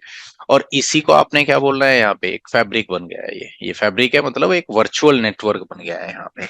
जितने भी रिमोट साइट्स हैं वो सभी आपस में बात कर सकते हैं, इंक्लूडिंग डेटा सेंटर। बट ये फिजिकल कनेक्टिविटी नहीं है आपके पास, ये एक वर्चुअल कनेक्टिविटी थी यहाँ पे, या है अभी भी वर्चुअल कनेक्टिविटी है ये, by the help of IPsec tunnels. तो इसी को हमने यहाँ पे फैब्रिक बोला है, वर्चुअल आईपी फैब्रिक। तो यही फैब्रिक होता है जिसमें आपके राउटर्स पार्टिसिपेट करते हैं, और ऑब्वियसली कंट्रोलर्स का तो पूरा रोल रहेगा ही ना यहाँ पे, ब्रेन तो ऊपर ही है ना ये इधर। भाई अगर राउटर्स के बीच में कोई इन्फॉर्मेशन एक्सचेंज होनी है तो वो तो ये कंट्रोलर्स को हेल्प होकर, कंट्रोलर्स की हेल्प से ही एक्सचेंज होगी ना। जैसे वी स्मार्ट, राइट, इसका जो रोल है वो राउटर रिफ्लेक्टर वाला है, जैसे बीजीबी में राउटर रिफ्लेक्टर होता था। बाकी ऑर्केस्ट्रेटर है आपका और ये मैनेजमेंट प्लेन है। तो वी मैनेज से ही आप कॉन्फ़िगरेशंस को पुश करते हो अपने मैनेज राउटर्स के ऊपर। जो भी कॉन्फ़िगरेशन आपको पुश करनी है वो यहाँ से ही होगी, राइट, वी मैनेज से। हाँ अगर आपका मन करे कि नहीं आपको तो सीएलआई से कॉन्फ़िगर करना है, सभी राउटर्स को सीएलआई से मैनेज करना है, तो आप वो भी कर सकते हो। तो that is also not a problem, वो भी कर सकते हो। बट फिर you are not basically utilizing SD-WAN fully, right? SD-WAN का फुल यूटिलाइजेशन तभी होगा जब आप यू नो जब आप टेम्पलेट्स को यूज करेंगे एक सेंट्रलाइज्ड लोकेशन से, भी मैनेज से आप पूरा कॉन्फ़िगरेशन पुश कराओगे डिवाइसेस, तो वो ही एक यूटिलाइजेशन होगा SD-WAN का। Otherwise you are defeating the purpose of SD-WAN। अगर आप अभी भी हर एक राउटर को इंडिपेंडेंटली मैनेज करते हैं ना, CLI से कर सकते हो, ऑप्शन अवेलेबल है, but point is that you are defeating the purpose of SD-WAN या SDN, मैं बोलूंगा you are defeating the purpose of SDN, software defined networking. So that's that. तो अभी मैंने एक क्विक इंट्रोडक्शन दिया आपको, थोड़ा मतलब क्या समझ में आया कि कंट्रोल कंपोनेंट्स है, ये पूरा का पूरा क्या कंट्रोल कंपोनेंट्स है। वी मैनेज आता है, vBond, vSmart, vAnalytics एक ऑप्शनल कंपोनेंट है, वी स्मार्ट कंट्रोल प्लेन का काम करता है, वी मैनेज मैनेजमेंट प्लेन का काम करता है, वी बॉन्ड ऑर्केस्ट्रेशन प्लेन का काम करता है। ट्रांसपोर्ट अभी भी वैसे ही है, पहले की तरह ट्रेडिशनली भी हम यही यूज करते थे, MPLS इंटरनेट अभी भी वैसे ही है, बस थोड़ा चेंज ऐसे हो गया कि SD-WAN में आप ब्रॉडबैंड भी ले सकते हो, 4G LTE पे भी काम कर सकता है, और MPLS is not mandatory. In fact MPLS को ये जो आपके MPLS सर्किट्स है ना रिमोट साइट्स में, उसको प्लेस करने में भी थोड़ा हेल्प करेगा SD-WAN, ठीक है? वो भी मैं आपको बताऊंगा कि how does how Cisco SD-WAN help customers to remove or to replace their MPLS circuit with maybe internet circuit or something like that. And then अगर आप सिस्को SD-WAN की बात करेंगे, राइट, तो सिस्को SD-WAN में आपको बताया ये कंपोनेंट्स की बात कीजिए तो मैनेज राउटर्स, ये राउटर पहले भी थे अभी भी है, बस फर्क क्या है इन राउटर्स में, अभी के राउटर्स में और पहले के राउटर्स में, बताएंगे आप? भाई राउटर तो पहले भी यूज हो रहे थे, अभी भी यूज हो रहे हैं, बट इन राउटर्स में और उनमें क्या डिफरेंस है? यहाँ पे ऑफलोडिंग किया आपने, कंट्रोल प्लेन को ऑफलोड करके इधर ले आए सेंट्रलाइज्ड। डेटा प्लेन में अभी भी राउटर ही यूज हो रहा है। अब ऐसा नहीं है कि इस राउटर पे CPU होगा ही नहीं, ये इसका अपने पास अपना कोई दिमाग ही नहीं होगा, है इसके पास भी, डोंट वरी। राउटर पे अभी भी दिमाग है, बट मेनली जो कंट्रोल प्लेन का फंक्शन है ना, स्पेशली जो ओवरले कनेक्टिविटी का फंक्शन रहेगा, राउट एक्सचेंज कराने का फंक्शन रहेगा, वो वी स्मार्ट ने अपने पास ले लिया, ठीक है? बाकी मैनेज राउटर के पास अभी भी CPU रहेगा, उसके पास अपनी प्रोसेसिंग कैपेसिटी अभी भी रहेगी। ऐसा नहीं है कि कंट्रोल प्लेन कंप्लीटली आपने इसको किल कर दिया यहाँ पे राउटर्स पे, कि आपने उसका CPU खींच लिया, निकाल दिया मदरबोर्ड से, और अब कह रहे हो कि अब तो चल नहीं रहा है ये राउटर। ऐसा नहीं है कि इसके पास CPU नहीं होगा, CPU is still there, the control plane is still there, but you have got a centralized control plane in regards with the overlay technology। यहाँ पे ना एक प्रोटोकॉल होता है ओवरले में, जो कि सिस्को प्रोप्राइटरी प्रोटोकॉल है, OMP, ओवरले मैनेजमेंट प्रोटोकॉल। ये सिर्फ ओवरले राउटिंग के लिए, मतलब वी स्मार्ट और मैनेज राउटर के बीच में जो राउट एक्सचेंज होंगे ना, वो OMP के थ्रू। यहाँ पे कोई दूसरा प्रोटोकॉल काम ही नहीं करता है, one and only protocol you have got is OMP, right, overlay management protocol. कोई और दूसरा प्रोटोकॉल या दूसरा कोई यहाँ पे ये काम नहीं करेगा। ये काम सिर्फ और सिर्फ आपका OMP ही कर सकता है, to exchange routes between vSmart and the वैनेज राउटर। तो एक वैनेज का राउट जब दूसरे वैनेज पे जाएगा ना, तो वाया वी स्मार्ट ही जाता है in the form of OMP updates. तो यहाँ पे ये प्रोटोकॉल चलता है by default, right, OMP, overlay management protocol. इस OMP के पर्सपेक्टिव में वी स्मार्ट का जो जो SD-WAN का कंट्रोल प्लेन है, that is managed by the vSmart, और you have got a centralised control plane on to your vSmart. और वी स्मार्ट के लिए इसीलिए बोला भी जाता है कि मिनिमम 2 वी स्मार्ट तो आपको चाहिए, minimum you must have 2 vSmart controllers, because it is acting as a control plane. So you cannot have like a single point of failure in regards with the control plane. So if you are having a control plane, always make sure that you have got a redundant control plane, and therefore कम से कम 2 vSmart को आपको implement करना होगा। यहाँ पे 2 से ज्यादा भी कर सकते हो। And same goes with vManage। vManage के केस में क्लस्टरिंग का कॉन्सेप्ट आता है। So we create a cluster of the vManage, like we host multiple vManages and then we put them into a single cluster. So this is what we do. अब हम आगे क्या करेंगे, तो देखिए थोड़ा सा और Cisco SD-WAN के बारे में थोड़ा सा इन्फॉर्मेशन दी हुई है। जैसे राउटर्स हैं, राउटर्स आपके फिजिकल भी हो सकते हैं, वर्चुअल भी हो सकते हैं, you know it very well. जो राउटर्स हैं आपके वो फिजिकल भी हो सकते हैं, वर्चुअल भी हो सकते हैं, क्योंकि अगर क्लाउड में होस्ट करेंगे तो वर्चुअल ही हो सकता है ना, फिजिकल तो हो ही नहीं सकता क्लाउड में, लाइक AWS या फिर एजियोर में। भाई एजियोर AWS के तो अपने प्लेटफॉर्म लगे हुए हैं वहां पे, उसमें आपको बस होस्टिंग करनी हो। जैसे AWS की बात करेंगे तो EC2 इंस्टेंस होता है वहां पे होस्ट। एजियोर की बात करोगे तो वहां पे आपके वर्चुअल मशीन्स, VMs जिसको हम बोलते हैं, VMs होस्ट होते हैं। तो जो वर्चुअल वाला कॉन्सेप्ट है ना, that is applicable only for the cloud. बाकी आप के जो ऑन प्रेम ब्रांचेस हैं, जो ऑन प्रेम ब्रांचेस हैं, वहां पे तो आप फिजिकल राउटर ही लगाने वाले हैं। सिक्योर्ड राउटर से इसलिए बोल रहे हैं क्योंकि IPsec टनल, ऑटो टनल्स बनेंगे, IPsec टनल्स रहेंगे, सिक्योर कनेक्टिविटी देंगे ये राउटर्स आपको 2 रिमोट साइट्स के बीच में। उसके अलावा राउटर के ऊपर भी सिक्योरिटी फीचर्स होते हैं, जैसे फायरवॉल फीचर्स कुछ आप इनेबल कर सकते हैं। Plus redundant management. Redundant management का मीनिंग यहाँ पे ये हो गया कि बस आप एक सिंगल vManage होस्ट मत कीजिए, मल्टीपल कीजिए। उसमें बेनिफिट क्या होगा कि अगर एक vManage, मतलब एक मैनेजमेंट डाउन भी हो जाता है ना आपका, you still have got another one, और दूसरा अवेलेबल है। अच्छा, अब जब आप मैनेजमेंट प्लेन की बात करेंगे, इनफैक्ट मैं पूरे कंट्रोलर्स की बात कर लेता हूँ। जब आप कंट्रोलर होस्टिंग करेंगे ना, कंट्रोलर तो होस्ट करना ही पड़ेगा ना आपको। आपके कंट्रोलर में मेनली 3 कंपोनेंट है, और तीनों ही मैंडेटरी कंपोनेंट है, ऑप्शनल एक भी नहीं है। तो vManage से स्टार्ट होता है वो, फिर vSmart एंड देन vBond। ये 3 कंपोनेंट है, तीनों को कंट्रोल कंपोनेंट बोला जाता है, और तीनों ही ये आपके मैंडेटरी कंपोनेंट है। अब जब आप इन तीनों को होस्ट करेंगे, या तो वो ऑन प्रेम होस्टिंग होगी, मतलब आप अपने डेटा सेंटर में होस्ट करेंगे, कहीं तो करोगे ना, तो या तो आप उसको अपने यू नो ऑन प्रेम में होस्टिंग करोगे आप इसकी, अपने DC के अंदर, या फिर क्लाउड में भी होस्टिंग कर सकते हो AWS के अंदर। तो एक चीज ध्यान रखना आप यहाँ पे, जब हम vManage की बात करते हैं या vSmart की बात करते हैं ना, ये टोटली आपके वर्चुअल डिवाइसेस हैं। अब चाहे आप इसको ऑन प्रेम होस्ट कीजिए, ये वर्चुअल डिवाइसेस हैं आपकी, ये प्लेटफॉर्म आता ही नहीं है, मतलब ये वर्चुअल प्लेटफॉर्म है या वर्चुअल डिवाइस बोलूंगा मैं इसको, ये हार्डवेयर डिवाइस आता ही नहीं है। Even if you ask Cisco कि बॉस मेरे को ना हार्डवेयर vManage दे दीजिए, Cisco will say sorry, it's not available, right? We do not provide the hardware vManage। या फिर आप उसको बोलोगे मेरे को हार्डवेयर vSmart चाहिए, तो बोलेगा sorry, we do not provide that, है ही नहीं, अवेलेबल ही नहीं है। तो ये जो कंट्रोल कंपोनेंट्स है ना, वो सारे वर्चुअल हैं आपके। हाँ, एक vBond की अगर हम बात करें, जो vBond है ना, vBond एक्चुअली राउटर ही होता है। जो vBond है उसकी कोई सेपरेट इमेज नहीं है, कोई ये सेपरेट डिवाइस नहीं है, it's a router, it's a वैनेज राउटर। जो vBond होता है ना आपका ऑर्केस्ट्रेटर, ये एक राउटर ही होता है। अब राउटर आपका फिजिकल भी हो सकता है, वर्चुअल भी हो सकता है, इसलिए एक vBond अकेला ऐसा डिवाइस है that can also be a physical device, क्योंकि राउटर होता है ये। एक राउटर को ही आप vBond बनाते हैं, and router can be either virtual और फिजिकल। तो अगर ये फिजिकल है, हो सकता है राउटर, तो फिर vBond भी फिजिकल हो सकता है, right? So that's that. So ये है फिजिकल और वर्चुअल। प्लस आपने देखा यहाँ पे vManage और vSmart, ये सिर्फ वर्चुअल फॉर्म फैक्टर में ही आता है। It is available only and only in virtual form factor. अच्छा, एक चीज ध्यान रखना, जीरो टच प्रोविजनिंग सपोर्ट करते हैं राउटर्स यहाँ पे। जीरो टच प्रोविजनिंग का मीनिंग ये, आपको कोई कंसोल लेने की जरूरत नहीं है, बस जाओ केबलें कनेक्ट करो, पावर ऑन करो और छोड़ दो, बस बाकी सब खुद से हो जाएगा। इसी को हम क्या कहते हैं, जीरो टच प्रोविजनिंग। और ऐसा होता है Cisco SD-WAN में या बाकी SD-WAN में भी, कि you go install router at its location, make the cabling, power it on and done. That's it. इसी को हमने क्या बोला, जीरो टच प्रोविजनिंग. अगर आपको कंसोल लेकर के कुछ करना पड़ रहा है, उसको आप जीरो टच प्रोविजनिंग नहीं बोलेंगे. जीरो टच प्रोविजनिंग का मीनिंग यही है यहाँ पे कि you don't touch your router at all to bring it up.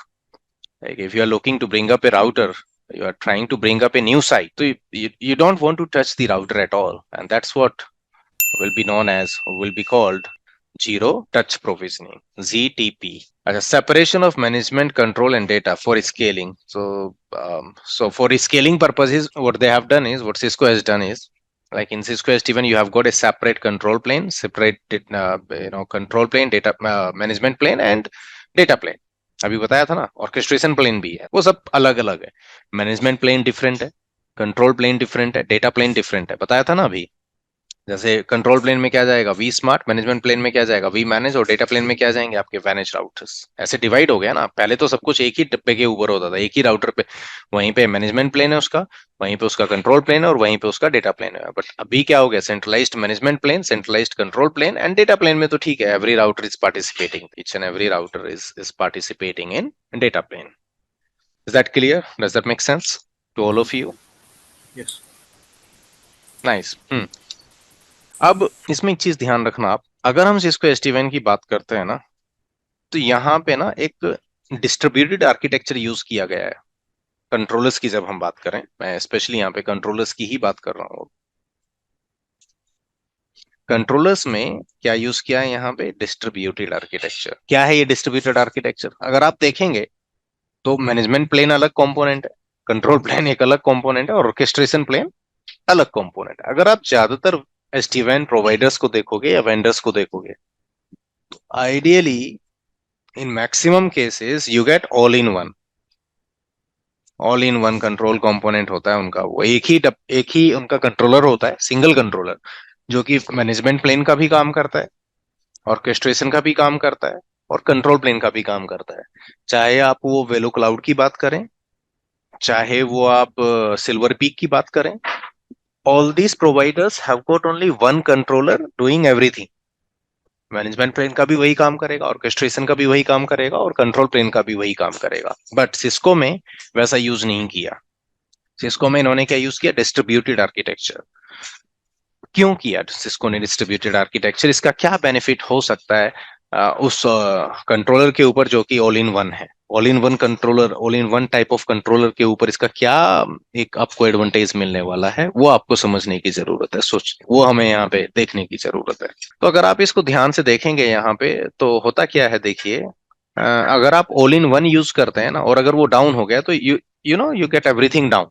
Like if that single component that was like kind of all in one controller, right, जो कि आपका management plane, control plane, data control plane, management plane, orchestration मतलब as an orchestrator, all in one काम कर रहा था वो, but वो डाउन हो गया तो everything goes down. But distributed architecture में, मतलब जो ये सिस्को SD-WAN में यूज हुआ है, इसका सबसे बड़ी ब्यूटी इसकी ये है कि let's say if your vBond goes down, let's say somehow, तो सिर्फ ऑर्केस्ट्रेशन डाउन गया ना, बाकी कोई प्रॉब्लम नहीं. Control plane is still working, management plane is still working, management plane is working, that means कि you can still make the configuration changes. Control plane is working, which means that it is still selecting, it is still able to select the best path. हाँ, आप क्या नहीं कर सकते, we bond orchestration का काम करता है, तो एक नई साइट को टर्न अप नहीं कर सकते आप.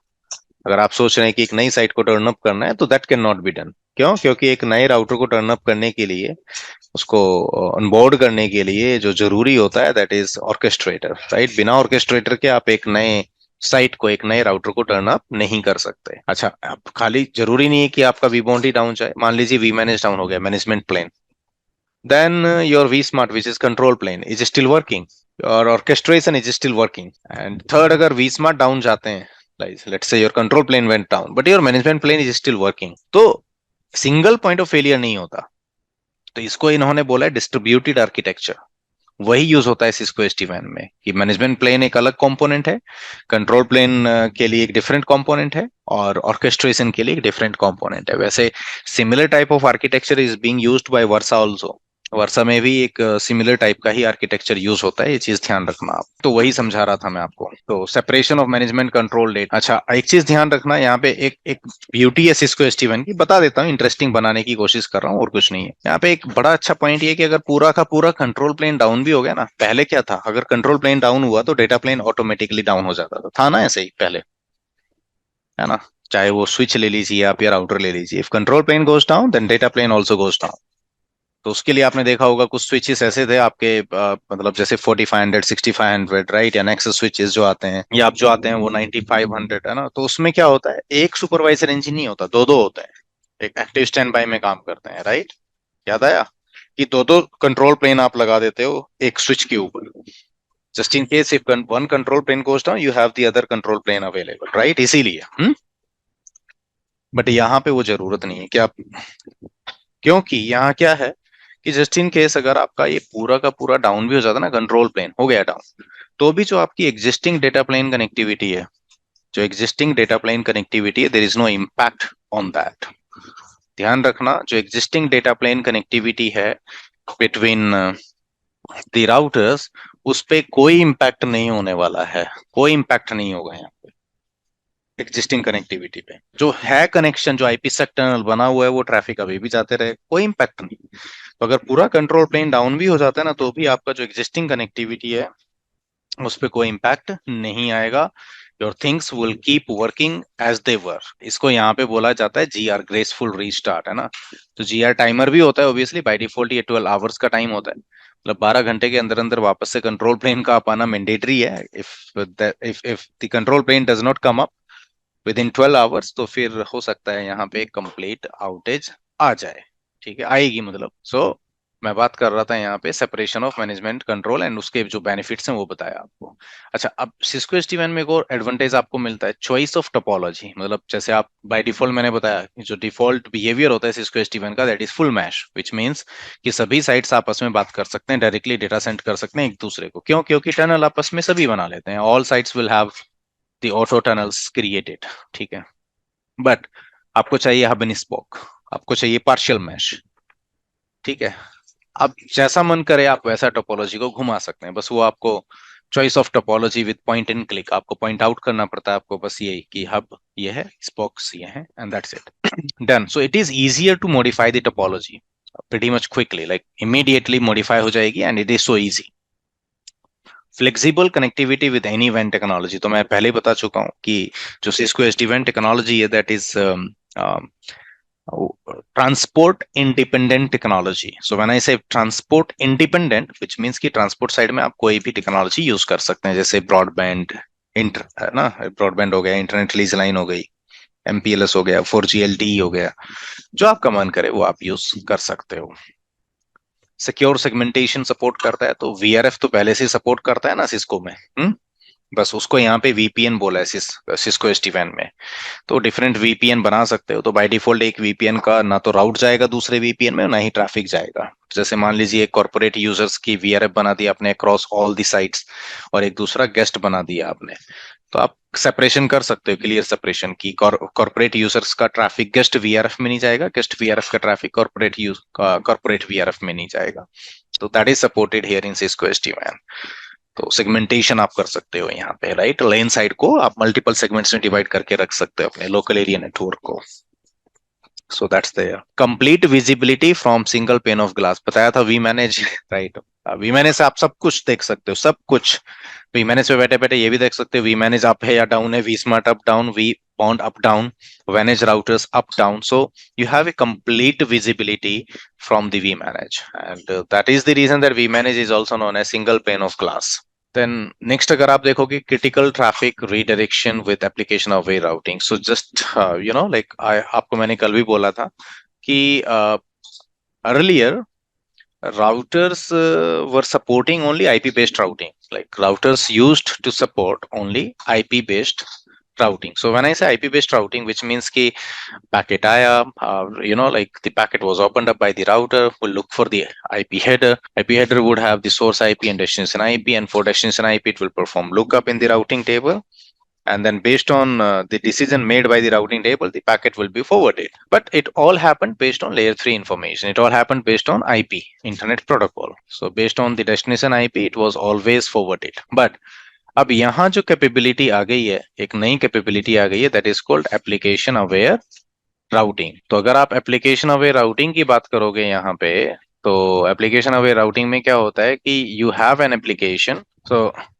application aware routing, critical traffic redirection with application aware routing. So like YouTube का आपको ट्रैफिक एक ट्रांसपोर्ट से लेके जाना है, या फिर ऑफिस 365 का ट्रैफिक आपको लेकर के जाना है, या फिर आपको ड्रॉपबॉक्स का ट्रैफिक लेके जाना है, फेसबुक का ट्रैफिक, तो वो एप्लीकेशन अवेयर राउटिंग, या वही है ना, सिप का ट्रैफिक लेके जाना है, आरटीपी का लेकर के जाना है, वो आप डिफाइन कर सकते हो. अच्छा, ध्यान रखना, डेटा प्लेन कनेक्शन और कंट्रोल प्लेन कनेक्शन दोनों ही सिक्योर हैं. डेटा प्लेन कनेक्शन के लिए आईपीसेक टनल बनती है, और कंट्रोल प्लेन को सिक्योर करने के लिए डीटीएलएस, सुना होगा ना, टीएलएस डीटीएलएस. तो आपके पास दोनों ही ऑप्शन होते हैं, टीएलएस और डीटीएलएस, बट बाय डिफॉल्ट ये डीटीएलएस यूज करता है. तो टीएलएस कनेक्शन यूज होगा बिटवीन द कंट्रोल कंपोनेंट्स, मतलब डीटीएलएस यूज होगा by default, but TLS can also be used. तो यहाँ पे ये भी ध्यान रखना कि जैसे मान लीजिए एक वेनेज राउटर है, जैसे राउटर है, वेनेज राउटर है आपका, जो कि SD-WAN कैपेबल है, और ये वी बॉन्ड के साथ कनेक्शन बनाएगा ना, ऐसे वी स्मार्ट के साथ भी बनाएगा. वी बॉन्ड के साथ टेम्परेरी होता है, बट वी स्मार्ट के साथ परमानेंट होगा. ऐसे वी मैनेज के साथ भी बनाएगा मैनेजमेंट कनेक्शन. तो ये डीटीएलएस टनल के थ्रू बनता है, ये डीटीएलएस बनता है बाय डिफॉल्ट, डीटीएलएस बनेगा यहाँ पे. ये पूरा का पूरा एक वी बॉन्ड एक ऐसा कंपोनेंट है जो सिर्फ डीटीएलएस सपोर्ट करेगा. It is not going to support the TLS. ये टीएलएस सपोर्ट नहीं करता है, बाकी ये टीएलएस सपोर्ट करते हैं. तो बिटवीन वेनेज and vSmart you can have TLS connection instead of DTLS. अब जो टीएलएस और डीटीएलएस में डिफरेंस है ना, वो समझना जरूरी है. तो टीएलएस यूज करता है टीसीपी, और डीटीएलएस यूज करेगा व्हाट, यूडीपी. ये मेजर डिफरेंस है दोनों में. तो DTLS is faster than TLS, इसीलिए लोग डीटीएलएस को प्रेफर करते हैं. इनफैक्ट सिस्को SD-WAN में by default DTLS he enabled रहता भी है, राइट. तो ये आपके कंट्रोल कनेक्शंस को सिक्योर करने के लिए होगा. तो ऐसा नहीं है कि आपके वी स्मार्ट और राउटर के बीच में एक प्लेन टेक्स्ट फॉर्मेट में डेटा एक्सचेंज होने वाला है, या फिर वी मैनेज और वेनेज राउटर के बीच में एक प्लेन टेक्स्ट फॉर्मेट में डेटा एक्सचेंज होने वाला है. That is not going to happen. So we will be using like DTLS over there by default, but at some places we can also use the TLS. Like we will have to force the devices to utilize TLS instead of DTLS. तो वो चीजें हैं. Cloud on ramp की अगर हम बात करें, तो क्लाउड ऑन रैम्प मतलब क्लाउड रेडीनेस है. Like you can integrate your routers with software as service, edge based application, जैसे ऑफिस 365 या ड्रॉपबॉक्स या बॉक्स, उनके साथ. उसके अलावा अगर आपके पास इंफ्रास्ट्रक्चर एज सर्विस है, मान लीजिए एक क्लाउड के अंदर आपने एक छोटा डीसी बनाया, your few applications are running inside the cloud, तो आप उसको भी इंटीग्रेट कर सकते हो. तो वो भी ऑप्शन यहाँ पे अवेलेबल रहेगा. और आपको बताया ओवरले राउटिंग सपोर्ट करेगा, और वो किसकी हेल्प से, OMP की हेल्प से. तो एक नया प्रोटोकॉल लॉन्च हुआ है यहाँ पे, that is OMP. It is all new protocol, all brand new protocol I would say. पहले नहीं था ये OMP, और काफी हद तक जो ये सिमिलर है वो BGP के जैसा है. इस kind similar to BGP, right. It's quite similar to BGP, Border Gateway Protocol. तो ये चीज ध्यान रखना. तो SD-WAN versus DNA and SDN already explain कर चुका हूँ मैं आप लोगों को. Software defined networking, right. फिर सिस्को DNA एंड SD-WAN उसके अंदर आता है, राइट. तो उसमें मैंने बताया आपको, फिर SDA भी आ जाता है, और वो सारी चीजें. फिर आर्किटेक्चर की बात करें, ऑलरेडी काफी हद तक मैं डिस्कस कर चुका हूँ कि वी मैनेज होता है. वी मैनेज को अभी क्या इन्होंने रीनेम करके क्या कर दिया, अब SD-WAN manager, right. Catalyst SD-WAN manager. VSmart controllers को इन्होंने बोल दिया अब कैटलिस्ट SD-WAN कंट्रोलर, और वी बॉन्ड को अब इन्होंने रीनेम करके कर दिया कैटलिस्ट SD-WAN वैलिडेटर. तो ये वैलिडेटर हो गया है, ये मैनेजर हो गया, और ये कंट्रोलर हो गया, राइट. बाकी vManage is control management plane, vBond is orchestration plane, and vSmart is your control plane. Data plane में अभी भी वही राउटर्स हैं, आपके राउटर्स रहेंगे डेटा प्लेन में, and the IPsec tunnel will come up between the routers. तो management plane, या जिसको हम वी मैनेज बोलते हैं, इसको वी मैनेज, ये मैनेजमेंट प्लेन बोलोगे आप इसको सिंगल पेन ऑफ ग्लास बोला जाता है for day 0, day 1, day 2 operations.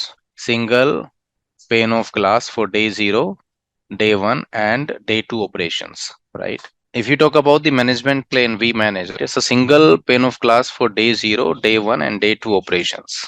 Day 0, day 1 and day 2 operations. So the meaning of this statement is ki boss, you do everything from vManage. It's a single pane of glass for all day 0, day 1 and day 2 operations. So when I say day 0, which means I'm talking about the design.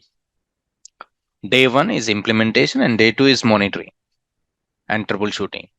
Everything is done by on the vManage. You can create a design, you do the implementations, then you do troubleshooting and monitoring. So all these things can be performed on the vManage. मतलब आप vManage पे बैठे बैठे सारा काम कर सकते हैं. And on top of that, ध्यान रखना, ये मल्टी टेनेंसी सपोर्ट करता है और ये जरूरी भी है. क्यों जरूरी है वो बताता हूँ. बिकॉज vManage एक अकेला ऐसा कंपोनेंट है जिसको यहाँ पे 32 GB रैम चाहिए और 16 CPU कोर चाहिए, right? 16 CPU core and 32 GB of memory या रैम चाहिए एक vManage को, सिंगल vManage को. So if you are creating a cluster, जो कि ऑब्वियसली आप प्रोडक्शन में तो करेंगे ना, you can not really rely on a single vManage. Single point of failure रहेगा. So to avoid that single point of failure, obviously you must create a cluster of vManages, and a single vManage would require that many CPU core and memory, and then on top of that कम से कम 1 TB का storage भी चाहिए. वैसे 2 TB recommended, मतलब हम तो बोलते हैं 2 TB तक रखिए. इसको 500 GB बोलता है, बट रख लीजिए आप 2 TB, क्योंकि वो भरते रहता है, स्टैटिस्टिकल डेटा ज्यादा हो जाता है ना, तो वो आपको डिस्क चाहिए उतना.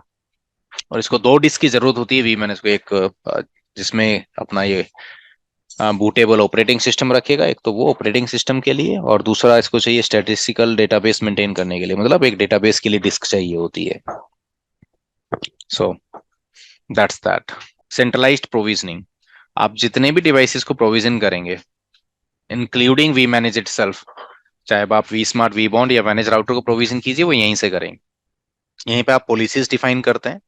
जैसे if you wants to filter the routes या फिर कुछ भी इस तरह का आपको करना है, तो वो पॉलिसीज से होगा. एंड देन टेम्पलेट्स में आप कॉन्फ़िगरेशन टेम्पलेट से आप कॉन्फ़िगरेशन पुश कराएंगे अपने डिवाइसेस के ऊपर. ट्रबल शूटिंग मॉनिटरिंग भी यहीं पे होगा. If you want to perform the software upgrade for any component, आप मैनेज राउटर्स को अपग्रेड कीजिए, आप कंट्रोल कंपोनेंट्स को अपग्रेड कीजिए, right? So everything is done by or done from vManage. And on top of it, ये जो GUI access है ना, उसमें आप role based access control भी define कर सकते हो, which is also known as RBAC. This is also known as what? RBAC, role based access control. And per VPN visit, मतलब आप administrator हैं, अभी टीम है आपकी, उस टीम में कुछ लेवल 2 इंजीनियर्स होंगे, लेवल 3 होंगे, कुछ लेवल 4 होंगे. You don't want to provide full access to level 2 engineers, या फिर लेवल मतलब वो जो उनके रोल्स रिस्पॉन्सिबिलिटीज होंगे उनके उसके बेसिस पे ही आप उसको रोल्स डिफाइन करेंगे.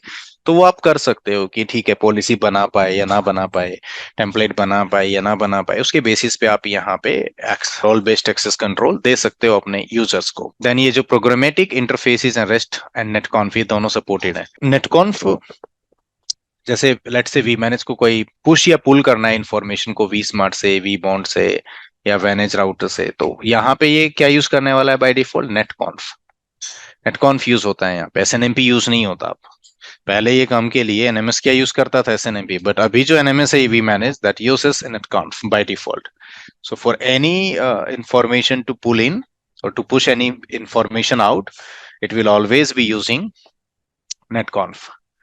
रेस्ट भी यूज करेगा, सपोर्ट करता है ये. तो अगर आपको थर्ड पार्टी ऑटोमेशन चाहिए, जैसे मान लीजिए सर्विस नाउ है, सर्विस नाउ के साथ में आपको इंटीग्रेशन कराना है, तो उसके लिए रेस्ट एपीआई भी सपोर्ट करता है ये. So using rest API you can integrate your vManage with third party tools. तो थर्ड पार्टी टूल्स में जैसे सर्विस नाउ एक टिकटिंग टूल हो गया, तो वो आप इंटीग्रेशन कर सकते हो यहाँ पे. या फिर आपने पाइथन स्क्रिप्टिंग बनाई, पाइथन स्क्रिप्ट बना करके आपने कुछ किया है, तो वो भी आप कर सकते हो यहाँ पे. सो दैट्स दैट. हाईली रेजिलिएंट क्यों बोला है? क्योंकि जो इसका ऑपरेटिंग सिस्टम है ना, वो एक लिनक्स बेस्ड ऑपरेटिंग सिस्टम है, तो हाईली रेजिलिएंट ही रहेगा, चाहे वो vManage का ऑपरेटिंग सिस्टम है, vSmart का है या फिर vBond का है. These all the operating system of all these components is highly resilient. Why? Because the operating system is is the Linux based operating system. तो that's about the vManage. तो आप पूरा कॉन्फ़िगरेशन यहीं से करने वाले हैं vManage से। तो अभी तो मैंने लैब कराई नहीं है आपको, आपको नहीं पता vManage how does it even look like, वो बताया ही नहीं मैंने आपको, दिखाया ही नहीं है, कराऊंगा। बट अभी सिर्फ थियोरी, सिर्फ मैं आपको क्या दे रहा हूँ, एक introduction of the different components in Cisco SD-WAN, right, बस वो कर रहा हूँ मैं यहाँ पे। सो इसमें अगर आप देखेंगे, अब नेक्स्ट कंपोनेंट है that is control plane and also known as vSmart। vSmart control plane की बात करेंगे तो obviously facilitates the fabric discovery को फैसिलिटेट करता है। ध्यान रखना, if vSmarts are down then a router can not be part of the fabric, it can not become the part of the fabric, मतलब जो वर्चुअल नेटवर्क बनता है ना उसका पार्ट नहीं बन सकता ये कभी भी। Plus it will be responsible to disseminate control plane information between manage router. बताया था आपको अभी कुछ टाइम पहले कि जैसे डेटा सेंटर के राउट्स हैं वो कैंपस में, ब्रांच में, है ना, हर जगह पे, मतलब जो राउट्स एक्सचेंज होंगे ना बिटवीन रिमोट साइट्स वो कौन करेगा, vSmart।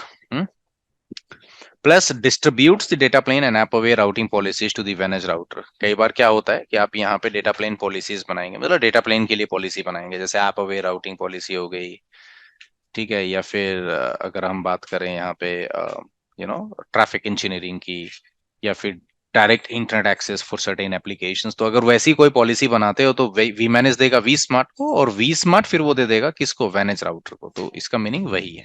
फिर जो vSmart होता है वो कंट्रोल प्लेन पॉलिसी तो खुद ही इंप्लीमेंट करता है। कंट्रोल प्लेन पॉलिसी में क्या जाता है, जैसे राउट फिल्टरिंग वगैरह हो गया, OMP राउट फिल्टरिंग वगैरह, तो वो ये खुद करेगा कंट्रोल प्लेन पॉलिसी को इंप्लीमेंट। ये जो कंट्रोल प्लेन की कॉम्प्लेक्सिटी है उसको ड्रामेटिकली रिड्यूस किया। मैंने कहा था ना पहले, आपको एक एग्जांपल दिया था कि MPLS provider 1, MPLS provider 2, MPLS 1 was primary, 2 was secondary, but अब मैनेजमेंट ने डिसाइड किया कि 2 will be primary and 1 will be secondary. वो बड़ा चेंज है, 1000 ब्रांचेस है। तो आपको पहले क्या करना होता था, हर एक राउटर पे जाकर के BGP के अंदर चेंजेस करने होते थे, बट अब ऐसा नहीं है।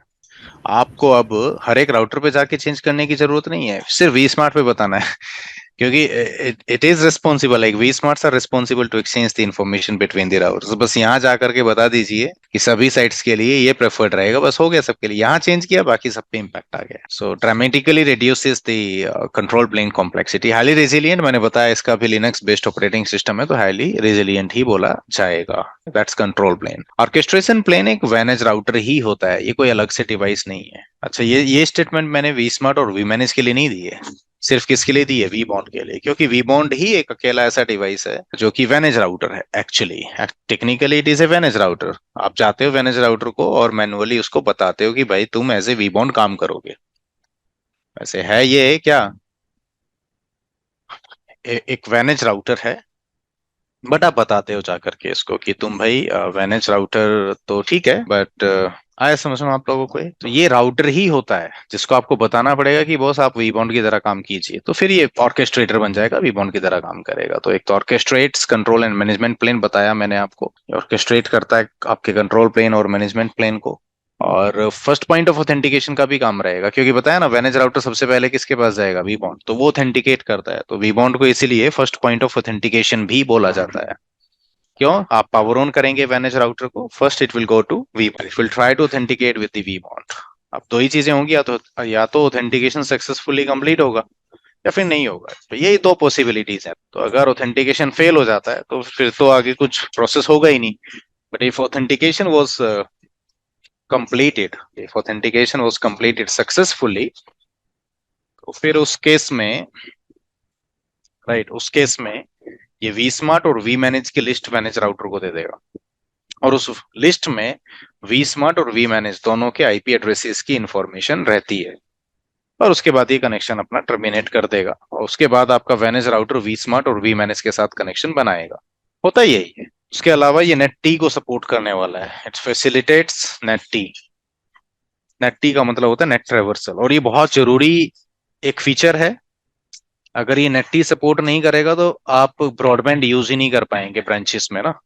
जो आपके मैनेज राउटर से मैंने कहा था ना ब्रॉडबैंड ले सकते हो आप, ब्रॉडबैंड में आपको याद होगा ब्रॉडबैंड क्या होता है, इंटरनेट जिसमें आपको एक फिक्स IP नहीं मिलता, राइट। ब्रॉडबैंड में आपको फिक्स IP नहीं मिलता, वो चेंज होता रहता है। हाँ, अगर आपने स्टैटिक IP अलग से परचेज किया तो वो एक डिफरेंट स्टोरी है। बट आपका आइडियली एक फिक्स आईपी नहीं होता है ब्रॉडबैंड में। तो अगर आपने ब्रॉडबैंड लिया ना ब्रांचेस में, और let's say net T feature नहीं होता, तो आप ये कर ही नहीं पाते कभी। ब्रॉडबैंड के साथ आप टनल बना ही नहीं पाते दो वैनेज राउटर के बीच में। अभी भी बना के दिखा दो आप मुझे, आईपी सेक टनल बनाइए ना, दोनों तरफ ब्रॉडबैंड ले लीजिए। पब्लिक आईपी स्टैटिक नहीं है आपका, कभी भी चेंज हो सकता है। बना सकते हो क्या आईपी सेक टनल? नहीं। कम से कम एक साइड पे पब्लिक आईपी चाहिए आपको, कम से कम एक साइड पे चाहिए। बट SD-WAN में ऐसा नहीं है, दोनों एंड्स पे अगर ब्रॉडबैंड है तो भी कनेक्शन आप आ जाएगा। क्यों? क्योंकि ये नेट टी सपोर्ट करेगा कौन? VBond. ठीक है।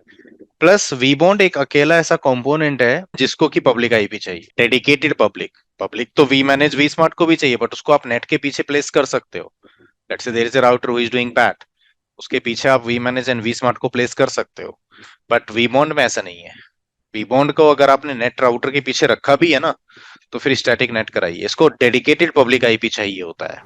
Hello, I have one question here. अगर दोनों तरफ पैट है, then we can't make IPsec, right? So correct, हाँ, how नहीं you बना can say, सकते। that traversal की वजह से बन जाएगा? बन जाएगा SD-WAN में, सिस्को SD-WAN में। बट आपका नॉर्मली ये नॉर्मल एनवायरनमेंट में बनता नहीं। जो आप नहीं, स्टैटिकली बनाते हो ना, मैं मैनुअली टनल, आईपी सेक टनल, आप कैसे बनाते हो? अगर दोनों तरफ आपका ब्रॉडबैंड है, दोनों तरफ, एक तरफ है तो बन जाएगा। वो तो समझ गया। अगर एक तरफ स्टैटिक है तो बनना ही चाहिए। जी। पर बट इसमें SD-WAN नेट रिवर्सल, हाँ, वो उसमें कैसे वर्क करेगा? बिकॉज इसमें मुझको लगता है कि अगर नहीं, उसमें भी नहीं बनेगा। एक साइड तो होना ही चाहिए स्टैटिक। नहीं, SD-WAN में जरूरत नहीं है। अब नेट ही काम कैसे करता है वो आगे एक्सप्लेन करूंगा मैं आप। बट यहाँ पे अगर आपका दोनों एंड्स पे ब्रॉडबैंड कनेक्शन है तो भी आपका टनल अप आ जाएगा मुकुंद। अब होता कैसे, ये कंफ्यूजिंग है, अभी कंफ्यूज रहो, कोई बात नहीं। मुझे पता है कि इसमें शंट प्रोटोकॉल जो होता है अभी बॉन्ड में, जी राइट? जी सो जी जी उसमें उसकी जी, वजह से हमें पता चल जाता है कि वो नेट डिवाइस के पीछे है कि नहीं एग्जैक्टली है। बट उसको स्टिल, पता चल जाता है नेट डिवाइस के पीछे है कि नहीं है, प्लस उसको हाँ, नेट आईपीस की भी इंफॉर्मेशन मिल जाती है, net IP net port number की। ठीक है। और जैसे ही बट नेट आईपी और नेट पोर्ट मिलेगा ना, तो वो फिर वही तो चाहिए। बट मुझे अभी भी थोड़ा कंफ्यूजन है कि ये दोनों स्टार्टर से वर्क कैसे करेगा इसमें, वो क्योंकि मैंने मेरे को एक्सप्लेन ही नहीं किया आपको। ओके। वो मैंने आपको एक्सप्लेन ही नहीं किया कि कैसे ये टनल आ पाएगा उस केस में। करना भी नहीं है यहाँ पे, क्योंकि यहाँ पे मैं सिर्फ वीबॉन्ड का इंट्रोडक्शन दे रहा हूँ। ठीक है, आगे आएगा, डोंट वरी। आगे मैं आपको बताऊंगा कि इनफैक्ट एक लैब ट्राई करूंगा मैं, जिसमें कि दो रिमोट डिवाइसेस आपके नेट के पीछे होंगे, पैट कर रहे होंगे हम दोनों एंड्स पे, और वहां पे टनल अप आएगी, और देखेंगे कि किस तरीके से वो काम करता है। बट यस, नेट टी को ये सपोर्ट करेगा किसकी हेल्प से? जो आपका शन प्रोटोकॉल, जिसको हम बोल देते हैं, या शंट शंट होता है ना, शंट। उसमें मैं ये बताऊंगा उसमें क्या रिक्वेस्ट होती है। उसमें एक ये रिक्वेस्ट जाएगा, एप्लीकेशन या रिस्पॉन्स आएगा, एप्लीकेशन या राइट? प्रोटोकॉल या तो वो बताएंगे। और ये पहले भी होता रहा है, ऐसा नहीं कि शंट पहले यूज नहीं हुआ, पहले भी हुआ है, बट अलग अलग सर्विसेज में हुआ है। तो एक चीज यहाँ पे ध्यान रखनी है, जो वीबॉन्ड है ना, इसको स्टैटिक पब्लिक आईपी चाहिए। अगर आप चाहते हैं आपके vEdge routers over the internet reach करे वीबॉन्ड को। अब let's say there is a customer, मान लेते हैं एक कस्टमर है, और उस कस्टमर के पास में सिर्फ MPLS है, इंटरनेट है ही नहीं। तो क्या आप अभी भी यही स्टेटमेंट दोगे कि वीबॉन्ड को पब्लिक आईपी चाहिए? नहीं। फिर तो चाहिए नहीं ना पब्लिक आईपी, फिर तो प्राइवेट आईपी से काम चल जाएगा। बस वो ट्रांसपोर्ट पे राउटेबल होना चाहिए, रीचेबिलिटी होनी चाहिए आपकी अंडरले, करेक्ट? तो फिर आपको पब्लिक आईपी नहीं चाहिए वीबॉन्ड पे। बट अगर आप चाहते हैं कि वेनेज router over the internet vBond को रीच करे, then vBond must have a static public IP. समझ आया सर? बट वी मैनेज और वी स्मार्ट पे अगर आपका एक स्टैटिक पब्लिक आईपी है तो अच्छी बात है। मतलब रिकमेंडेड तो यही है कि you should also have a static public IP for vManage and vSmart controllers. But even though if those devices are sitting behind NAT, so when I say NAT मतलब PAT की बात कर रहा हूँ, तो भी काम चल जाता है। ऐसा नहीं कि काम नहीं चलेगा। बाकी वेनेज राउटर्स आपके पैट के पीछे हो सकते हैं, और तो भी आईपी सेक्टरनल अप आ जाएगी सक्सेसफुली, कोई प्रॉब्लम नहीं है, नहीं होगी उसमें। बस सवाल ये है कि काम कैसे करता है, वो मैं आपको आगे बताऊं। डोंट वरी, को मैं पूरा प्रोसेस एक्सप्लेन करूंगा कि ये शंट प्रोटोकॉल यहाँ पे काम कैसे करता है to make it happen. Highly resilient, क्यों? क्योंकि ये भी विप्टेला ऑपरेटिंग सिस्टम यूज करता है, and Viptela operating system is a Linux based operating system, तो इसलिए इसको भी हाईली रेजिलियंट ही बोला गया है। पर जो सबसे इंपॉर्टेंट है वो ये है, देखिए ध्यान रखना, वी बॉन्ड होता है फर्स्ट पॉइंट ऑफ ऑथेंटिकेशन, मतलब आप वी मैनेज को पावर ऑन कीजिए, ये भी सबसे पहले वी बॉन्ड के पास जाएगा। आप वी स्मार्ट को पावर ऑन कीजिए, सबसे पहले वी बॉन्ड के साथ ऑथेंटिकेट होगा। मैनेज राउटर को पावर ऑन कीजिए, ये भी सबसे पहले किसके पास जाता है? वी बॉन्ड के पास जाएगा, वी बॉन्ड के पास। तो इसका मीनिंग ये भी हुआ यहाँ पे कि it is mandatory for us to tell each and every component about the V bond। बताना पड़ेगा ना सभी को कि V bond कौन है, तभी तो वो V bond से बात कर पाएंगे।